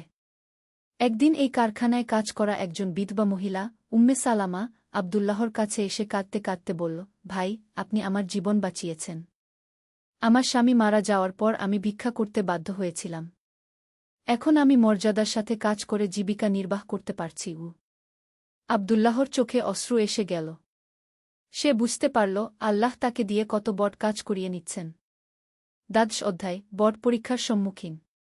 ৩ বছর পর আবদুল্লাহর এই সব প্রতিষ্ঠান খুব সুনাম অর্জন করল। দূর দূরান্ত থেকে মানুষ এসে দেখে যেত। কিন্তু এই সুনামের সাথে সাথে এল হিংসা আর ষড়যন্ত্র। মক্কার কিছু প্রভাবশালী ব্যবসায়ী, যারা আগে থেকেই আবদুল্লাহর কাজ পছন্দ করত না, তারা মিলে একটি চক্রান্ত করল। তারা শাসকের কাছে অভিযোগ করল যে আবদুল্লাহ তার মক্তবে রাজনৈতিক শিক্ষা দিচ্ছে, যা রাষ্ট্রের জন্য ক্ষতিকর। একদিন সকালে কিছু রাজকীয় সৈনিক এসে আবদুল্লাহর মক্তব বন্ধ করে দিল। আবদুল্লাহকে গ্রেপ্তার করে নিয়ে গেল। জেলখানায় বসে আবদুল্লাহ ভাবল, হে আল্লাহ, আমি কি ভুল করেছি? আমি তো শুধু আপনার বান্দাদের সেবা করেছি। তার মনে পড়ল নবী ইউসুফ এর কথা। তিনিও নির্দোষ হয়ে জেলে গিয়েছিলেন, কিন্তু শেষ পর্যন্ত আল্লাহ তাকে উদ্ধার করেছিলেন। ত্রয়োদশ অধ্যায়, সত্যের বিজয়। জেলখানায় আবদুল্লাহ ১ সপ্তাহ কাটাল।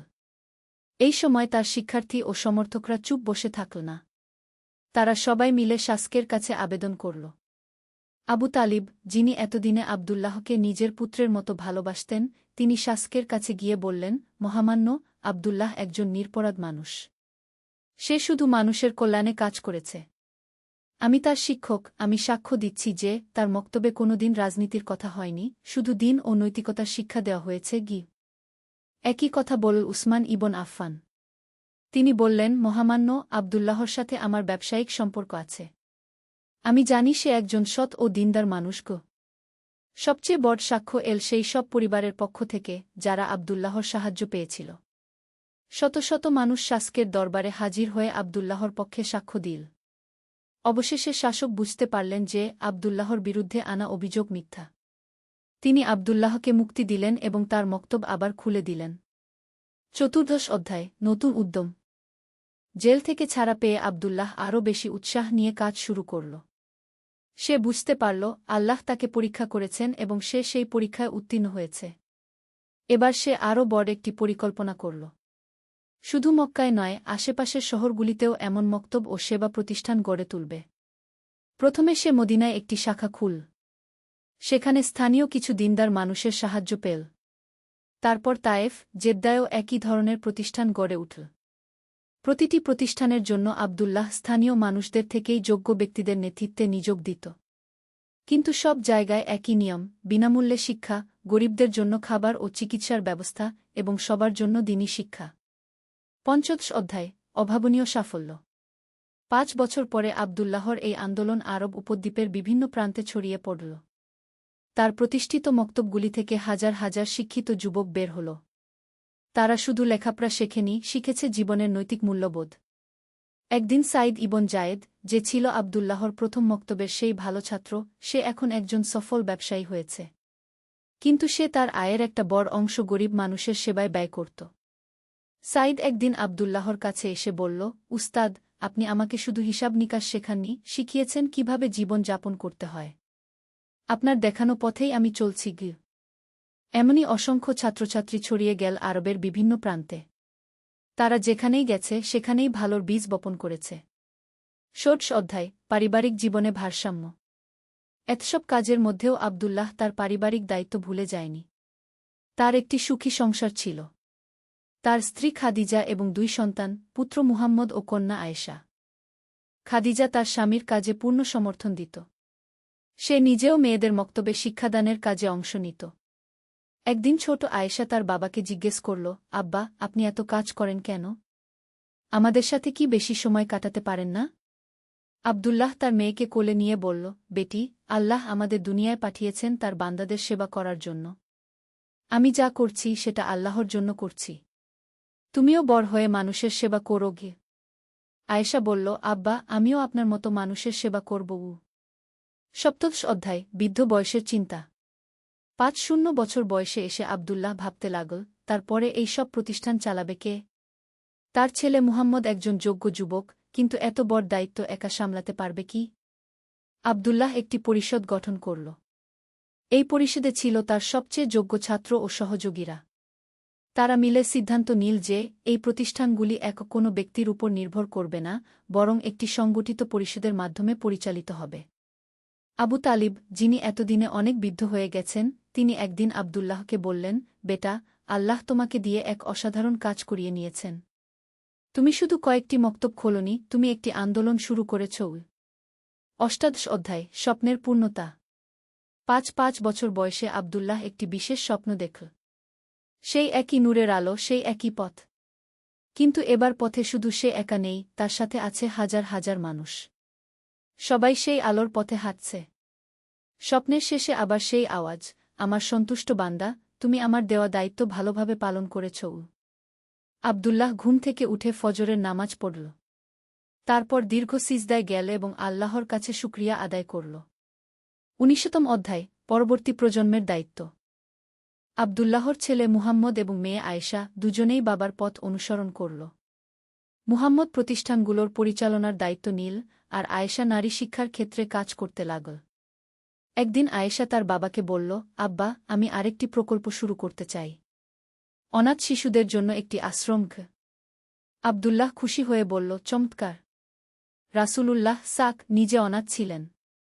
অনাথদের সেবা করা খুবই সোয়াবের কাজ। এভাবে একের পর এক নতুন প্রকল্প যোগ হতে লাগল।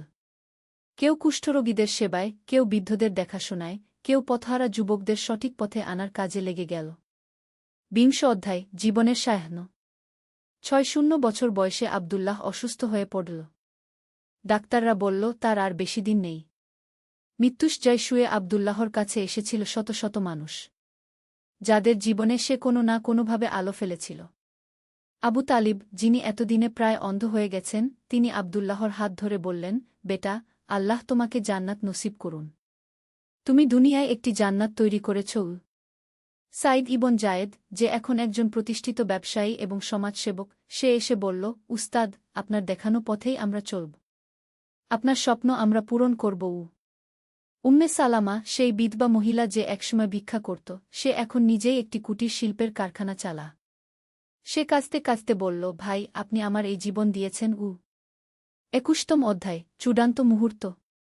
মৃত্যুর আগের রাতে আবদুল্লাহ তার পরিবার ও ঘনিষ্ঠ সাথীদের ডেকে বলল, আমার প্রিয় মানুষেরা, আল্লাহ আমাকে একটি সুন্দর জীবন দিয়েছেন। আমি যা করেছি সবই আল্লাহর তৌফিকে। তোমরা এই কাজ চালিয়ে যেও। মনে রাখবে, প্রতিটি মানুষের সেবা করা মানে আল্লাহর সেবা করা। তার ছেলে মুহাম্মদ জিজ্ঞেস করল, আব্বা, আমাদের জন্য কোনো বিশেষ উপদেশ? আবদুল্লাহ বলল, বেটা, সবসময় মনে রাখবে, নিয়ত থাকতে হবে পরিষ্কার, কাজ করতে হবে আন্তরিকতা দিয়ে, আর সবকিছু আল্লাহর উপর ছেড়ে দিতে হবে। গর্ব করো না, কারণ সব সফলতা আল্লাহর পক্ষ থেকে।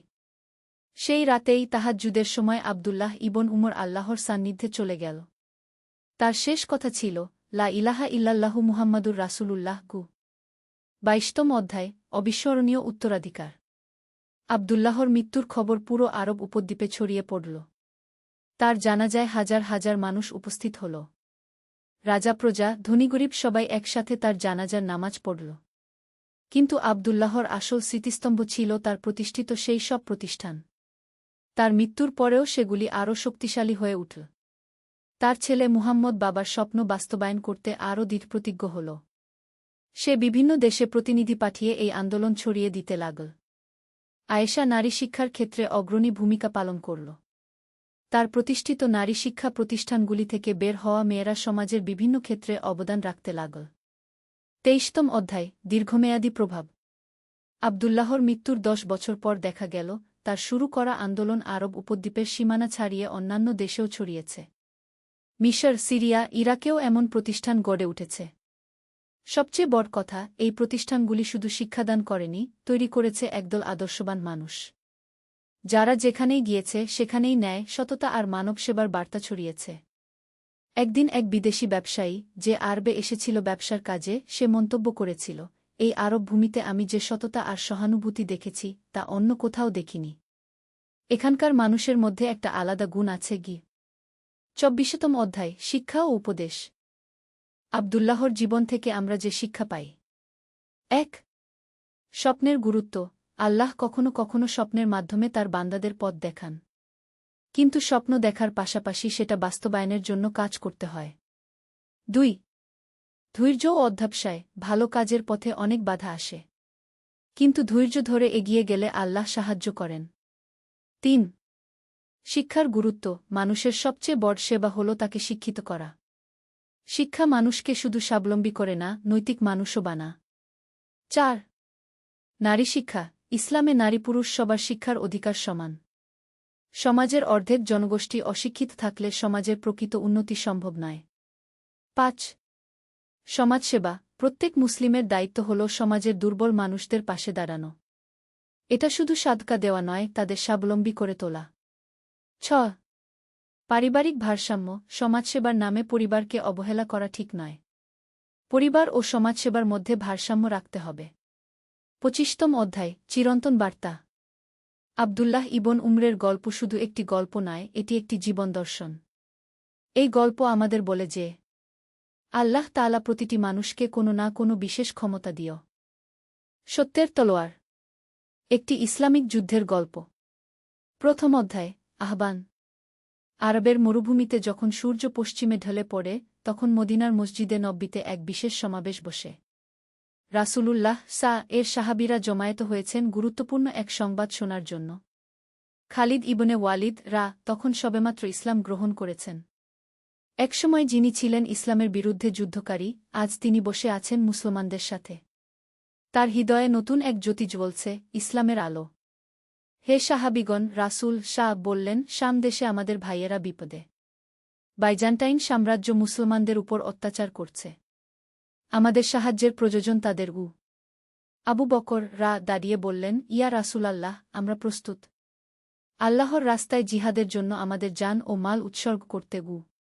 খালিদ ইবনে ওয়ালিদের মন তখন উত্তেজনায় ভরে ওঠে। তিনি ছিলেন একজন দক্ষ যোদ্ধা, কিন্তু এবার তিনি লড়বেন ভিন্ন উদ্দেশ্যে, আল্লাহর সন্তুষ্টির জন্য, মানুষের কল্যাণের জন্য। সেদিন রাতে খালিদ নামাজ শেষে দীর্ঘক্ষণ দোয়া করলেন। হে আল্লাহ, আপনি আমাকে হিদায়েত দান করেছেন। এখন আমাকে শক্তি দিন যাতে আপনার দিনের সেবা করতে পারি। আমার অতীতের সব পাপ ক্ষমা করুন। দ্বিতীয় অধ্যায় প্রস্তুতি। পরের দিন মুসলিম বাহিনীর প্রস্তুতি শুরু হল। আবু উবায়দা ইবনুল জাররাহ কে প্রধান সেনাপতি নিযুক্ত করা হল। সাথে ছিলেন ইকরিমা ইবনে আবু জাহল সুরাহবিল ইবনে হাসানা আমর ইবনুল আস এবং ইয়াজিদ ইবনে আবু সুফিয়ান খালিদ ইবনে ওয়ালিদকে ইরাক থেকে শাম অভিমুখে যাত্রার নির্দেশ দেওয়া হল। তিনি তার বাহিনী নিয়ে একটি কঠিন পথ বেছে নিলেন, সিরীয় মরুভূমির মধ্য দিয়ে। কেন এই কঠিন পথ? তার এক সহযোদ্ধা জিজ্ঞেস করল। কারণ, খালিদ বললেন, শত্রুরা কখনো ভাববে না যে আমরা এই অসম্ভব পথ দিয়ে আসব। আল্লাহর উপর তাওয়াক্কুল করে এগিয়ে চলি। মরুভূমির পথ ছিল ভয়ঙ্কর। পানির অভাব, প্রচণ্ড গরম এবং বালুর ঝড়। কিন্তু মুসলিম বাহিনী ছিল দৃঢ়প্রতিজ্ঞ। তারা জানত এই জিহাদ শুধু ভূমি জয়ের জন্য নয়, এটা সত্য ও ন্যায়ের জন্য। একদিন রাতে খালিদ তার সৈনিকদের সামনে ভাষণ দিলেন, হে মুজাহিদগণ, আমরা লড়ছি আল্লাহর রাস্তায়। আমাদের উদ্দেশ্য লুট বা হত্যা নয়। আমরা চাই মানুষের মুক্তি, ন্যায় বিচার প্রতিষ্ঠা। যারা শান্তি চায় তাদের সাথে শান্তি, যারা যুদ্ধ চায় তাদের সাথে যুদ্ধও। তৃতীয় অধ্যায় প্রথম সংঘর্ষ। শামের প্রান্তে পৌঁছে খালিদের বাহিনী প্রথম বাইজান্টাইন ফাঁড়ির সম্মুখীন হল। এই ফাঁড়িটি ছিল কাজাক নামক স্থানে। বাইজান্টাইন সৈনিকরা ছিল ভারী অস্ত্রশস্ত্রে সজ্জিত, কিন্তু মুসলিমদের ছিল ঈমানের শক্তি। খালিদ তার অশ্বারোহী বাহিনী নিয়ে পার্শ্ব দিক দিয়ে আক্রমণের পরিকল্পনা করলেন। বিসমিল্লাহ তিনি বললেন এবং ঘোড়া ছুটালেন। যুদ্ধ শুরু হল ফজরের নামাজের পর। মুসলিম সৈনিকরা লা ইলাহা ইল্লাল্লাহু মুহাম্মাদুর রাসূলুল্লাহ কি বলে আক্রমণ করল। তাদের সাহস আর একনিষ্ঠতা দেখে বাইজান্টাইন সৈনিকরা অবাক হয়ে গেল। কিন্তু যুদ্ধের মধ্যেও মুসলিমরা ইসলামের নীতি মেনে চলল। কোনো নিরস্ত্র ব্যক্তিকে হত্যা নয়, কোনো মহিলা বা শিশুর ক্ষতি নয়, কোনো ধর্মীয় প্রতিষ্ঠান ধ্বংস নয়। যুদ্ধ শেষে খালিদ বন্দী সৈনিকদের কাছে গিয়ে বললেন, তোমাদের কোনো ক্ষতি হবে না। তোমরা চাইলে ইসলাম গ্রহণ কর, না হলে জিজিয়া দিয়ে শান্তিতে থাক। আমরা জোর করি না। এক বাইজান্টাইন সেনাপতি জিজ্ঞেস করল, তোমরা কেমন মানুষ? তোমাদের ধর্ম কি শেখায়? খালিদ মৃদু হেসে বললেন, আমাদের ধর্ম শেখায় দয়া, ন্যায়বিচার এবং মানুষের কল্যাণ। আমরা এসেছি তোমাদের অত্যাচার থেকে মুক্তি দিতে, তোমাদের ক্ষতি করতে নয় গিয়ে। চতুর্থ অধ্যায়, দামেস্কের পথে। কাজাকের বিজয়ের পর খালিদের বাহিনী দামেস্কের দিকে এগিয়ে চলল। পথে তারা অন্যান্য মুসলিম বাহিনীর সাথে মিলিত হল। আবু উবায়দা এর নেতৃত্বে এক শক্তিশালী মুসলিম সেনাবাহিনী গঠিত হল। দামেস্ক তখন একটি গুরুত্বপূর্ণ বাণিজ্যিক নগর। সেখানে বাস করত বিভিন্ন ধর্মের মানুষ, খ্রিস্টান, ইহুদি এবং অন্যান্য। বাইজান্টাইন শাসকরা স্থানীয় জনগণের উপর কঠোর শাসন চালাত এবং ভারী কর আদায় করত। যুদ্ধের আগে আবু উবায়দা একটি চিঠি পাঠালেন দামেস্কের গভর্নরের কাছে, আমরা তোমাদের ক্ষতি চাই না। ইসলাম গ্রহণ কর অথবা জিজিয়া দিয়ে শান্তিতে থাক। যুদ্ধ কর যদি তোমরা চাও। সিদ্ধান্ত তোমাদের গভর্নর চিঠির জবাব দিল তলোয়ার দিয়ে। দামেস্কের চারপাশে প্রতিরক্ষা ব্যূহ তৈরি করা হল। পঞ্চম অধ্যায়, দামেস্কের অবরোধ। দামেস্ক অবরোধ শুরু হল। এটি ছিল একটি দীর্ঘমেয়াদী কৌশল। মুসলিম বাহিনী শহরটিকে ঘিরে রাখল, কিন্তু তারা কোনো নিরীহ মানুষের ক্ষতি করল না। অবরোধের সময় একটি অসাধারণ ঘটনা ঘটল। শহরের ভেতর খাদ্যাভাব দেখা দিলে আবু উবায়দা আদেশ দিলেন যাতে মহিলা, শিশু এবং বৃদ্ধদের জন্য খাবার পাঠানো হয়। কিন্তু এরা তো আমাদের শত্রু, একজন সৈনিক বলল। না, আবু উবায়দা জবাব দিলেন, এরা আমাদের ভবিষ্যৎ ভাইবোন। ইসলাম আমাদের শেখায় মানুষের সেবা করতে, তাদের কষ্ট লাঘব করতে। এই দয়ার কাজ দেখে শহরের অনেক অধিবাসীর মন পরিবর্তন হতে লাগল। তারা বুঝতে পারল যে এই মুসলিমরা সত্যিকারের ভিন্ন। অবরোধের এক মাস পর শহরের একদল খ্রিস্টান নেতা গোপনে মুসলিম শিবিরে এসে বলল, আমরা তোমাদের সাথে সন্ধি করতে চাই। তোমরা যা বলছ তা কি সত্য? তোমরা কি সত্যিই আমাদের ধর্মের স্বাধীনতা দেবে? আবু উবায়দা তাদের আশ্বস্ত করলেন, আল্লাহর কসম, আমরা তোমাদের উপাসনালয় ধ্বংস করব না, তোমাদের ধর্ম পালনে বাধা দেব না। শুধু ন্যায্য কর দাও এবং শান্তিতে থাকু। ষষ্ঠ অধ্যায়, রাতের আক্রমণ। কিন্তু বাইজান্টাইন গভর্নর ছিলেন অন্ধ। তিনি শান্তি চাইতেন না। একদিন রাতে তিনি গোপনে মুসলিম শিবিরে আক্রমণের পরিকল্পনা করলেন। খালিদ ইবনে ওয়ালিদ তার গুপ্তচরদের মাধ্যমে এই সংবাদ পেলেন। তিনি আবু উবায়দার কাছে গিয়ে বললেন, আমির, আজ রাতে তারা আমাদের উপর অতর্কিত আক্রমণ করবে।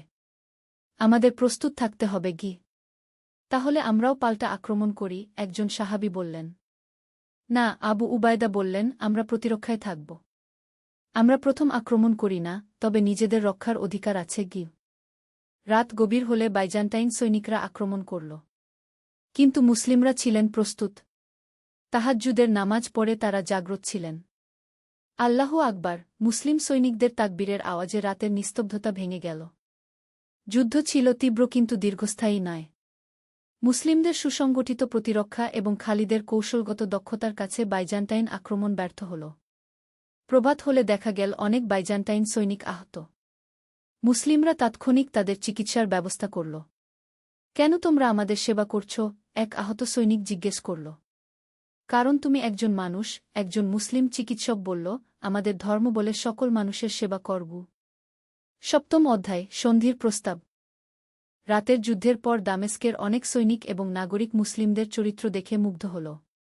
তারা দেখল যে এই যোদ্ধারা শুধু যুদ্ধ করেন না, তারা দয়া ও ন্যায়বিচার প্রতিষ্ঠা করেন। দামেস্কের একদল প্রধান নাগরিক গভর্নরের কাছে গিয়ে বলল, আমাদের আর যুদ্ধ চালিয়ে যাওয়া উচিত নয়। এই মুসলিমরা আমাদের ক্ষতি করতে চায় না। তারা আমাদের ন্যায্য শাসন দিতে চায় গভর্নর রেগে গিয়ে বলল, তোমরা কি বিশ্বাসঘাতক হতে চাও? কনস্ট্যান্টিনোপলের সম্রাট আমাদের যুদ্ধের আদেশ দিয়েছেন কিন্তু জনগণ আর যুদ্ধ চায় না, তারা বলল। এদিকে আবু উবায়দা তার সাহাবীদের সাথে পরামর্শ করলেন। আমাদের আরেকবার সন্ধির প্রস্তাব পাঠানো উচিত। হয়তো তারা এবার রাজি হবে খালিদ বললেন, আমির, আমি মনে করি আমাদের আরও চাপ বাড়ানো উচিত। তবে শহরের নিরীহ মানুষের যাতে কোনো ক্ষতি না হয়। আবু উবায়দা একটি দোয়া পড়ে সিদ্ধান্ত নিলেন আরেকবার শান্তিপূর্ণ সমাধানের চেষ্টা করবেন। অষ্টম অধ্যায়, চূড়ান্ত সিদ্ধান্ত। পরের দিন আবু উবায়দা আরেকটি চিঠি পাঠালেন, হে দামেস্কবাসী, আমরা তোমাদের সাথে শান্তি চাই। তোমাদের জীবন, সম্পত্তি এবং ধর্মের নিরাপত্তার গ্যারান্টি দিচ্ছি। শুধু ন্যায্য কর দাও এবং শান্তিতে বাস কর। এটাই আমাদের শেষ প্রস্তাব। শহরে এই চিঠি নিয়ে ব্যাপক আলোচনা হল। সাধারণ মানুষ শান্তি চাইছিল। তারা দেখেছিল মুসলিমদের ন্যায়পরায়ণতা এবং দয়া। গভর্নর বুঝতে পারলেন যে তিনি জনগণের সমর্থন হারিয়ে ফেলেছেন। সেই রাতে তিনি গোপনে কনস্ট্যান্টিনোপলে পালিয়ে গেলেন। পরের দিন সকালে দামেস্কের নগর প্রধানরা মুসলিম শিবিরে এসে বলল, আমরা আপনাদের প্রস্তাব গ্রহণ করছি। শান্তি চুক্তি করতে চাই। আবু উবায়দা আল্লাহর শুকরিয়া আদায় করলেন। রক্তপাত ছাড়াই দামেস্ক মুসলিমদের নিয়ন্ত্রণে এল। নবম অধ্যায়, নতুন শাসন। দামেস্ক জয়ের পর মুসলিমরা যে শাসন ব্যবস্থা চালু করল তা ছিল অভূতপূর্ব। তারা প্রতিশ্রুতি অনুযায়ী সকল ধর্মের মানুষের নিরাপত্তা নিশ্চিত করল। খ্রিস্টানরা তাদের গির্জায় প্রার্থনা করতে পারত, ইহুদিরা তাদের সিনাগ্গে উপাসনা করতে পারত। কেউ জোর করে ইসলাম গ্রহণ করতে বলেনি। একদিন একটি খ্রিস্টান পরিবার আবু উবায়দার কাছে এসে বলল, আপনাদের ন্যায়বিচার দেখে আমরা মুগ্ধ। আমরা ইসলাম সম্পর্কে জানতে চাই। আবু উবায়দা তাদের সাথে দীর্ঘ আলোচনা করলেন ইসলামের মূলনীতি নিয়ে। তিনি বললেন, ইসলাম মানে শান্তি, এক আল্লাহর উপাসনা, সকল মানুষের সমানাধিকার, দরিদ্রদের সেবা, এগুলোই ইসলামের মূল কথা। সেই পরিবার এবং আরও অনেকে স্বেচ্ছায় ইসলাম গ্রহণ করল। তারা বুঝতে পারল যে এই ধর্ম তাদের মুক্তি দিচ্ছে। মুসলিম শাসনে দামেস্কের অর্থনৈতিক অবস্থার উন্নতি হল। দুর্নীতি কমে গেল, ন্যায়বিচার প্রতিষ্ঠিত হল এবং জনগণ শান্তিতে বাস করতে লাগল। দশম অধ্যায়, ইয়ারমুকের প্রান্তরে। কিন্তু বাইজান্টাইন সাম্রাজ্য হার মানতে রাজি ছিল না। সম্রাট হেরাক্লিয়াস একটি বিশাল বাহিনী পাঠালেন দামেস্ক পুনর্দখল করার জন্য। এই বাহিনী ছিল 1,00,000-এরও বেশি সৈনিকের। মুসলিম বাহিনী তখন মাত্র 30,000-এর মতো। সংখ্যার দিক থেকে তারা ছিল অনেক পিছিয়ে। খালিদ ইবনে ওয়ালিদ আবু উবায়দার কাছে বললেন, আমির, আমাদের উচিত ইয়ারমুকের প্রান্তরে তাদের মোকাবেলা করা। সেখানে আমরা কৌশলগত সুবিধা পাব। আবু উবায়দা সকল সেনাপতিদের সাথে পরামর্শ করে সিদ্ধান্ত নিলেন ইয়ারমুকে যাওয়ার। যাত্রার আগে মুসলিম বাহিনী বিশেষ নামাজ আদায় করল। তারা জানত এটি হবে একটি নির্ণায়ক যুদ্ধ। হে আল্লাহ, আবু উবায়দা দোয়া করলেন, আমরা লড়ছি আপনার দিনের জন্য, মানুষের মুক্তির জন্য। আমাদের সাহায্য করুন। একাদশ অধ্যায়, সিদ্ধান্তের যুদ্ধ। ইয়ারমুকের প্রান্তরে দুই বাহিনী মুখোমুখি হল। একদিকে বাইজান্টাইনদের বিশাল বাহিনী, অন্যদিকে মুসলিমদের ছোট কিন্তু দৃঢ়প্রতিজ্ঞ সৈন্যদল। যুদ্ধ শুরুর আগে আবু উবায়দা তার সৈনিকদের সামনে ভাষণ দিলেন, হে মুজাহিদগণ, আমরা সংখ্যায় কম কিন্তু আমাদের সাথে আছে আল্লাহর সাহায্য। আমরা লড়ছি সত্যের জন্য। জান্নাত আমাদের অপেক্ষা করছে। খালিদ ইবনে ওয়ালিদ তার বিখ্যাত চাঁদ কৌশল প্রয়োগ করার পরিকল্পনা করলেন। তিনি একদল অশ্বারোহী সৈনিক নিয়ে শত্রুদের পিছন দিক থেকে আক্রমণের প্রস্তুতি নিলেন। যুদ্ধ শুরু হল ফজরের পর। আল্লাহু আকবার, এই গগনবিদারী আওয়াজে ইয়ারমুকের প্রান্তর কেঁপে উঠল। প্রথম দিকে বাইজান্টাইনরা তাদের সংখ্যাধিক্যের সুবিধা নিয়ে এগিয়ে এল। কিন্তু মুসলিমরা ছিল অটল। তারা জানত এই যুদ্ধ শুধু একটি ভূখণ্ডের জন্য নয়, এটা সত্য ও মিথ্যার মধ্যে, ন্যায় ও অন্যায়ের মধ্যে। দুপুরের দিকে খালিদ তার গোপন পরিকল্পনা বাস্তবায়ন করলেন। তিনি তার অশ্বারোহী বাহিনী নিয়ে বাইজান্টাইনদের পেছন দিক দিয়ে আক্রমণ করলেন। এই অতর্কিত আক্রমণে শত্রুবাহিনী বিশৃঙ্খল হয়ে পড়ল। সাইফুল্লাহ, আল্লাহর তলোয়ার, মুসলিম সৈনিকরা খালিদের নাম ধরে চিৎকার করতে লাগল। দ্বাদশ অধ্যায়, বিজয়ের মুহূর্ত। ইয়ারমুকের যুদ্ধ 3 দিন স্থায়ী হল। তৃতীয় দিন সন্ধ্যার দিকে বাইজান্টাইন বাহিনী পরাজয় স্বীকার করে পিছু হটল। এই বিজয় ছিল ইসলামের ইতিহাসে এক মাইলফলক। যুদ্ধ শেষে আবু উবায়দা সিজদায় পড়ে গেলেন। আলহামদুলিল্লাহ, তিনি আল্লাহর শুকরিয়া আদায় করলেন। কিন্তু বিজয়ের মুহূর্তেও মুসলিমরা তাদের নীতি ভুলে যাননি। আহত শত্রুসৈনিকদের চিকিৎসা করা হল, বন্দীদের সাথে সদয় ব্যবহার করা হল। একজন বাইজান্টাইন জেনারেল খালিদের কাছে এসে বলল, তোমাদের মতো যোদ্ধা আমি কখনো দেখিনি। তোমরা জয়ী হয়েও দয়া দেখাও, এটা কেমন সম্ভব? খালিদ জবাব দিলেন, আমাদের ধর্ম আমাদের শেখায় বিজয়ী হয়েও বিনয়ী থাকতে। আমরা যুদ্ধ করি শান্তি প্রতিষ্ঠার জন্য, প্রতিশোধের জন্য নয়। সেই জেনারেল এবং আরও অনেকে সেদিন ইসলাম গ্রহণ করলেন। তারা বুঝতে পেরেছিলেন যে এই ধর্মেই তাদের আত্মিক শান্তি দিতে পারে। ত্রয়োদশ অধ্যায়, শাসন ব্যবস্থার পরিবর্তন। ইয়ারমুকের বিজয়ের পর পুরো শাম অঞ্চল মুসলিমদের নিয়ন্ত্রণে এল। কিন্তু এই বিজয় এনেছিল নতুন দায়িত্ব। এখন তাদের শাসন করতে হবে লক্ষ লক্ষ মানুষকে, বিভিন্ন ধর্ম, ভাষা ও সংস্কৃতির। আবু উবায়দা একটি প্রশাসনিক কাউন্সিল গঠন করলেন। এতে ছিলেন মুসলিম সেনাপতিরা এবং স্থানীয় খ্রিস্টান ও ইহুদি নেতারাও। আমাদের লক্ষ্য, আবু উবায়দা বললেন, সকল মানুষের কল্যাণ। ধর্ম যাই হোক, সবাই সমান ন্যায়বিচার পাবে। নতুন শাসন ব্যবস্থায় যে পরিবর্তনগুলো এলো: দুর্নীতি সম্পূর্ণভাবে বন্ধ, ন্যায্য কর ব্যবস্থা, সকল ধর্মের স্বাধীনতা, দরিদ্রদের জন্য বিশেষ সাহায্য, শিক্ষা ব্যবস্থার উন্নয়ন। একদিন এক খ্রিস্টান বৃদ্ধ আবু উবায়দার কাছে এসে বলল, আমি ৮০ বছর বয়সে এসে দেখলাম প্রকৃত ন্যায়বিচার কাকে বলে। বাইজান্টাইন শাসনে আমরা কখনো এমন শান্তি পাইনি। চতুর্দশ অধ্যায়, সহাবস্থানের উদাহরণ। মুসলিম শাসনাধীন শামে একটি অসাধারণ সভ্যতার বিকাশ ঘটল। এখানে মুসলিম, খ্রিস্টান, ইহুদি সবাই মিলেমিশে বাস করতে লাগল। দামেস্কে একটি বাজারে দেখা যেত মুসলিম, খ্রিস্টান এবং ইহুদি ব্যবসায়ীরা একসাথে ব্যবসা করছেন। কেউ কারো ধর্ম নিয়ে বিতর্ক করতেন না, সবাই নিজ নিজ বিশ্বাস পালন করতেন। একদিন শুক্রবার জুমার নামাজের সময় দেখা গেল একটি অভূতপূর্ব দৃশ্য। মসজিদের পাশের খ্রিস্টান গির্জায় আগুন লেগে গেছে। মুসলিমরা তৎক্ষণাৎ নামাজ ছেড়ে আগুন নেভাতে সাহায্য করল। কেন তোমরা নামাজ ছেড়ে এলে? একজন খ্রিস্টান জিজ্ঞেস করল। কারণ, একজন মুসলিম বলল, মানুষের সেবা আল্লাহর ইবাদতের অংশ। তোমাদের উপাসনালয় রক্ষা করাও আমাদের দায়িত্ব। এই ঘটনার পর অনেক খ্রিস্টান পরিবার ইসলাম সম্পর্কে আগ্রহী হয়ে উঠল। পঞ্চদশ অধ্যায়, শিক্ষা ও জ্ঞানের বিস্তার। মুসলিম শাসনে শামে শিক্ষা ব্যবস্থার অভূতপূর্ব উন্নতি হল। খালিদ ইবনে ওয়ালিদ শুধু একজন যোদ্ধা ছিলেন না, তিনি ছিলেন জ্ঞানপ্রেমিকও। তিনি দামেস্কে একটি শিক্ষা কেন্দ্র প্রতিষ্ঠা করলেন। এই কেন্দ্রে শেখানো হতো কুরআন ও হাদিস, আরবি ভাষা ও সাহিত্য, গণিত ও জ্যোতির্বিদ্যা, চিকিৎসাবিদ্যা, দর্শন ও নীতিশাস্ত্র।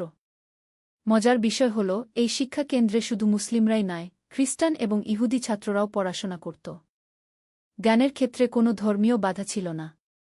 একদিন এক ইহুদি পণ্ডিত খালিদের কাছে এসে বললেন, আপনাদের এই জ্ঞানপ্রেম আমাকে অভিভূত করেছে। ইসলাম সত্যিই জ্ঞানের ধর্ম? খালিদ বললেন, আমাদের রাসূল শাহ বলেছেন, জ্ঞান অর্জন করা প্রতিটি মুসলিমের উপর ফরজ। আমরা সবার কাছ থেকে জ্ঞান নিতে চাই এবং সবাইকে জ্ঞান দিতে চাই। ষোড়শ অধ্যায়, চূড়ান্ত পরীক্ষা। কিছু বছর পর আবার একটি বড় চ্যালেঞ্জ এল। পার্শ্ব থেকে একটি বিদ্রোহী গোষ্ঠী শামে আক্রমণ করার হুমকি দিল। তারা দাবি করল যে তারাই প্রকৃত ইসলাম প্রতিষ্ঠা করবে। এই গোষ্ঠীর নেতা ছিল মুসাজলামা নামক একজন মিথ্যা নবী দাবিদার। তার অনুসারীরা শামের মুসলিমদের বিরুদ্ধে প্রচারণা চালাচ্ছিল। আবু উবায়দা এই সংকটে খুবই চিন্তিত হলেন। তিনি খালিদের সাথে পরামর্শ করলেন। এটি আরও কঠিন চ্যালেঞ্জ, খালিদ বললেন, কারণ এরা মুসলিম নাম দিয়ে ইসলামের বিরুদ্ধে লড়ছে। আমাদের খুব সাবধানে এগোতে হবে। আবু উবায়দা সিদ্ধান্ত নিলেন প্রথমে শান্তিপূর্ণ সমাধানের চেষ্টা করবেন। তিনি মুসায়লামার কাছে একটি দূত পাঠালেন। দূত ফিরে এসে জানাল যে মুসায়লামা কোনো সমঝোতায় রাজি নয়। সে নিজেকে নবী দাবি করে চলেছে। সপ্তদশ অধ্যায়, বিভ্রান্তির বিরুদ্ধে। মুসায়লামার বিরুদ্ধে অভিযানের আগে আবু উবায়দা তার বাহিনীকে বিশেষ প্রশিক্ষণ দিলেন। এটি শুধু শারীরিক যুদ্ধ নয়, ছিল মতাদর্শিক যুদ্ধ। মনে রেখো, আবু উবায়দা বললেন, আমরা মুসায়লামার সাথে যুদ্ধ করছি, তার অনুসারীদের সাথে নয়। তারাও আমাদের মুসলিম ভাই, শুধু বিভ্রান্ত হয়ে গেছে। যুদ্ধক্ষেত্রে গিয়ে দেখা গেল মুসায়লামার অনেক অনুসারী আসলে সাধারণ মানুষ, যারা তার মিথ্যা প্রচারণায় বিভ্রান্ত হয়েছে। যুদ্ধ শুরুর আগে খালিদ তার সৈনিকদের বললেন, যারা আত্মসমর্পণ করবে তাদের ক্ষমা করবে, যারা সত্য বুঝতে পারবে তাদের স্বাগত জানাবে। যুদ্ধ হল কিন্তু অনেক রক্তপাত ছাড়াই। কারণ যুদ্ধের মাঝেই অনেক বিভ্রান্ত অনুসারী সত্য বুঝতে পেরে মুসলিম বাহিনীতে যোগ দিল। মুসায়লামা নিহত হওয়ার পর তার বাকি অনুসারীরা আত্মসমর্পণ করল। আবু উবায়দা তাদের সবাইকে ক্ষমা করে দিলেন এবং তাদের আবার প্রকৃত ইসলামের শিক্ষা দিলেন। অষ্টাদশ অধ্যায়, উত্তরাধিকার। বছরগুলো কেটে গেল। শামে ইসলামী শাসন দৃঢ়মূল হল। খালিদ ইবনে ওয়ালিদ বৃদ্ধ হয়ে গেলেন, কিন্তু তার সাহস ও ঈমান ছিল অটুট। একদিন তিনি তার ছেলেদের কাছে বললেন, আমি জীবনে অনেক যুদ্ধ করেছি, কিন্তু মনে রেখো, আমরা যুদ্ধ করেছি শান্তি প্রতিষ্ঠার জন্য। তোমরাও এই পথে চলবে।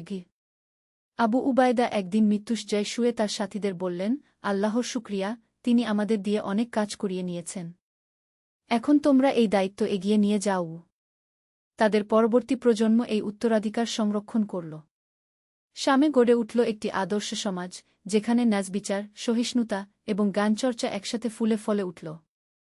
২১ অধ্যায়, স্মৃতি ও শিক্ষা। অনেক বছর পরে এক ইতিহাসবিদ শামের এই ঘটনাবলী লিপিবদ্ধ করতে এলেন। তিনি পুরানো সাহাবীদের সাথে কথা বললেন, স্থানীয় মানুষদের কাছ থেকে গল্প শুনলেন। সবচেয়ে বড় কথা, একজন বৃদ্ধ খ্রিস্টান বললেন, তারা আমাদের জোর করে মুসলিম বানাননি। আমরা তাদের চরিত্র দেখে নিজেরাই আকৃষ্ট হয়েছি।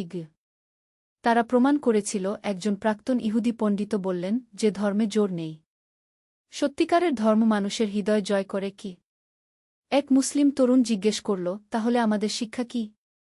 ইতিহাসবিদ বললেন, শিক্ষা হল, ইসলাম শুধু একটি ধর্ম নয়, এটি একটি জীবন ব্যবস্থা। এটি শেখায় কিভাবে ন্যায়ের সাথে যুদ্ধ করতে হয়, কিভাবে বিজয়ের পর বিনয়ী থাকতে হয়, এবং কিভাবে সবার সাথে শান্তিতে বাস করতে হয়। ২০ অধ্যায়, চিরন্তন বার্তা। খালিদ ইবনে ওয়ালিদ তার জীবনের শেষ দিনগুলোতে প্রায়ই বলতেন, আমি শত শত যুদ্ধে অংশ নিয়েছি, কিন্তু কখনো পরাজিত হইনি। এর কারণ আমার বীরত্ব নয়, এর কারণ আল্লাহর সাহায্য এবং সত্যের শক্তিগু। তিনি আরও বলতেন, প্রকৃত জিহাদ শুধু তলোয়ার দিয়ে নয়। প্রকৃত জিহাদ হল নিজের নফসের বিরুদ্ধে, অন্যায়ের বিরুদ্ধে এবং অজ্ঞতার বিরুদ্ধে। আবু উবায়দার শেষ বাণী ছিল, ইসলাম এসেছে মানুষকে মুক্তি দিতে, দাসত্ব থেকে, অত্যাচার থেকে, অজ্ঞতা থেকে। যে এই উদ্দেশ্যে কাজ করে সেই প্রকৃত মুসলিম। শামের এই ইতিহাস আজও মানুষকে শেখায় যে সত্যিকারের শক্তি সত্য ও ন্যায়ের মধ্যে। যারা মানুষের কল্যাণে কাজ করে, আল্লাহ তাদের সাহায্য করেন। উপসংহার: সত্যের তলোয়ার শুধু লোহার তৈরি নয়, এটি তৈরি উমান, ন্যায়বিচার এবং মানবতার ভালোবাসা দিয়ে। খালিদ ইবনে ওয়ালিদ, আবু উবায়দা এবং তাদের সাথীরা দেখিয়েছিলেন যে প্রকৃত বিজয় হল মানুষের হৃদয় জয় করা। আজকের যুগেও এই শিক্ষা প্রাসঙ্গিক। যারা ইসলামের সত্যিকারের অনুসারী, তারা সহিষ্ণু, দয়ালু এবং ন্যায়বিচারক। তারা জোর করে কাউকে তাদের বিশ্বাস গ্রহণ করতে বলে না, বরং নিজেদের আচরণ দিয়ে মানুষকে আকৃষ্ট করে। ইসলামের প্রকৃত জিহাদ হল মানবতার সেবা, জ্ঞানের প্রসার এবং পৃথিবীতে শান্তি প্রতিষ্ঠা। এটাই সত্যের তলোয়ারের আসল শক্তি। তোমাদের মধ্যে যারা ঈমান এনেছে এবং সৎকর্ম করেছে, আল্লাহ তাদের প্রতিশ্রুতি দিয়েছেন যে তিনি অবশ্যই তাদেরকে পৃথিবীতে খলিফা বানাবেন। সূরা নূর ৫:৫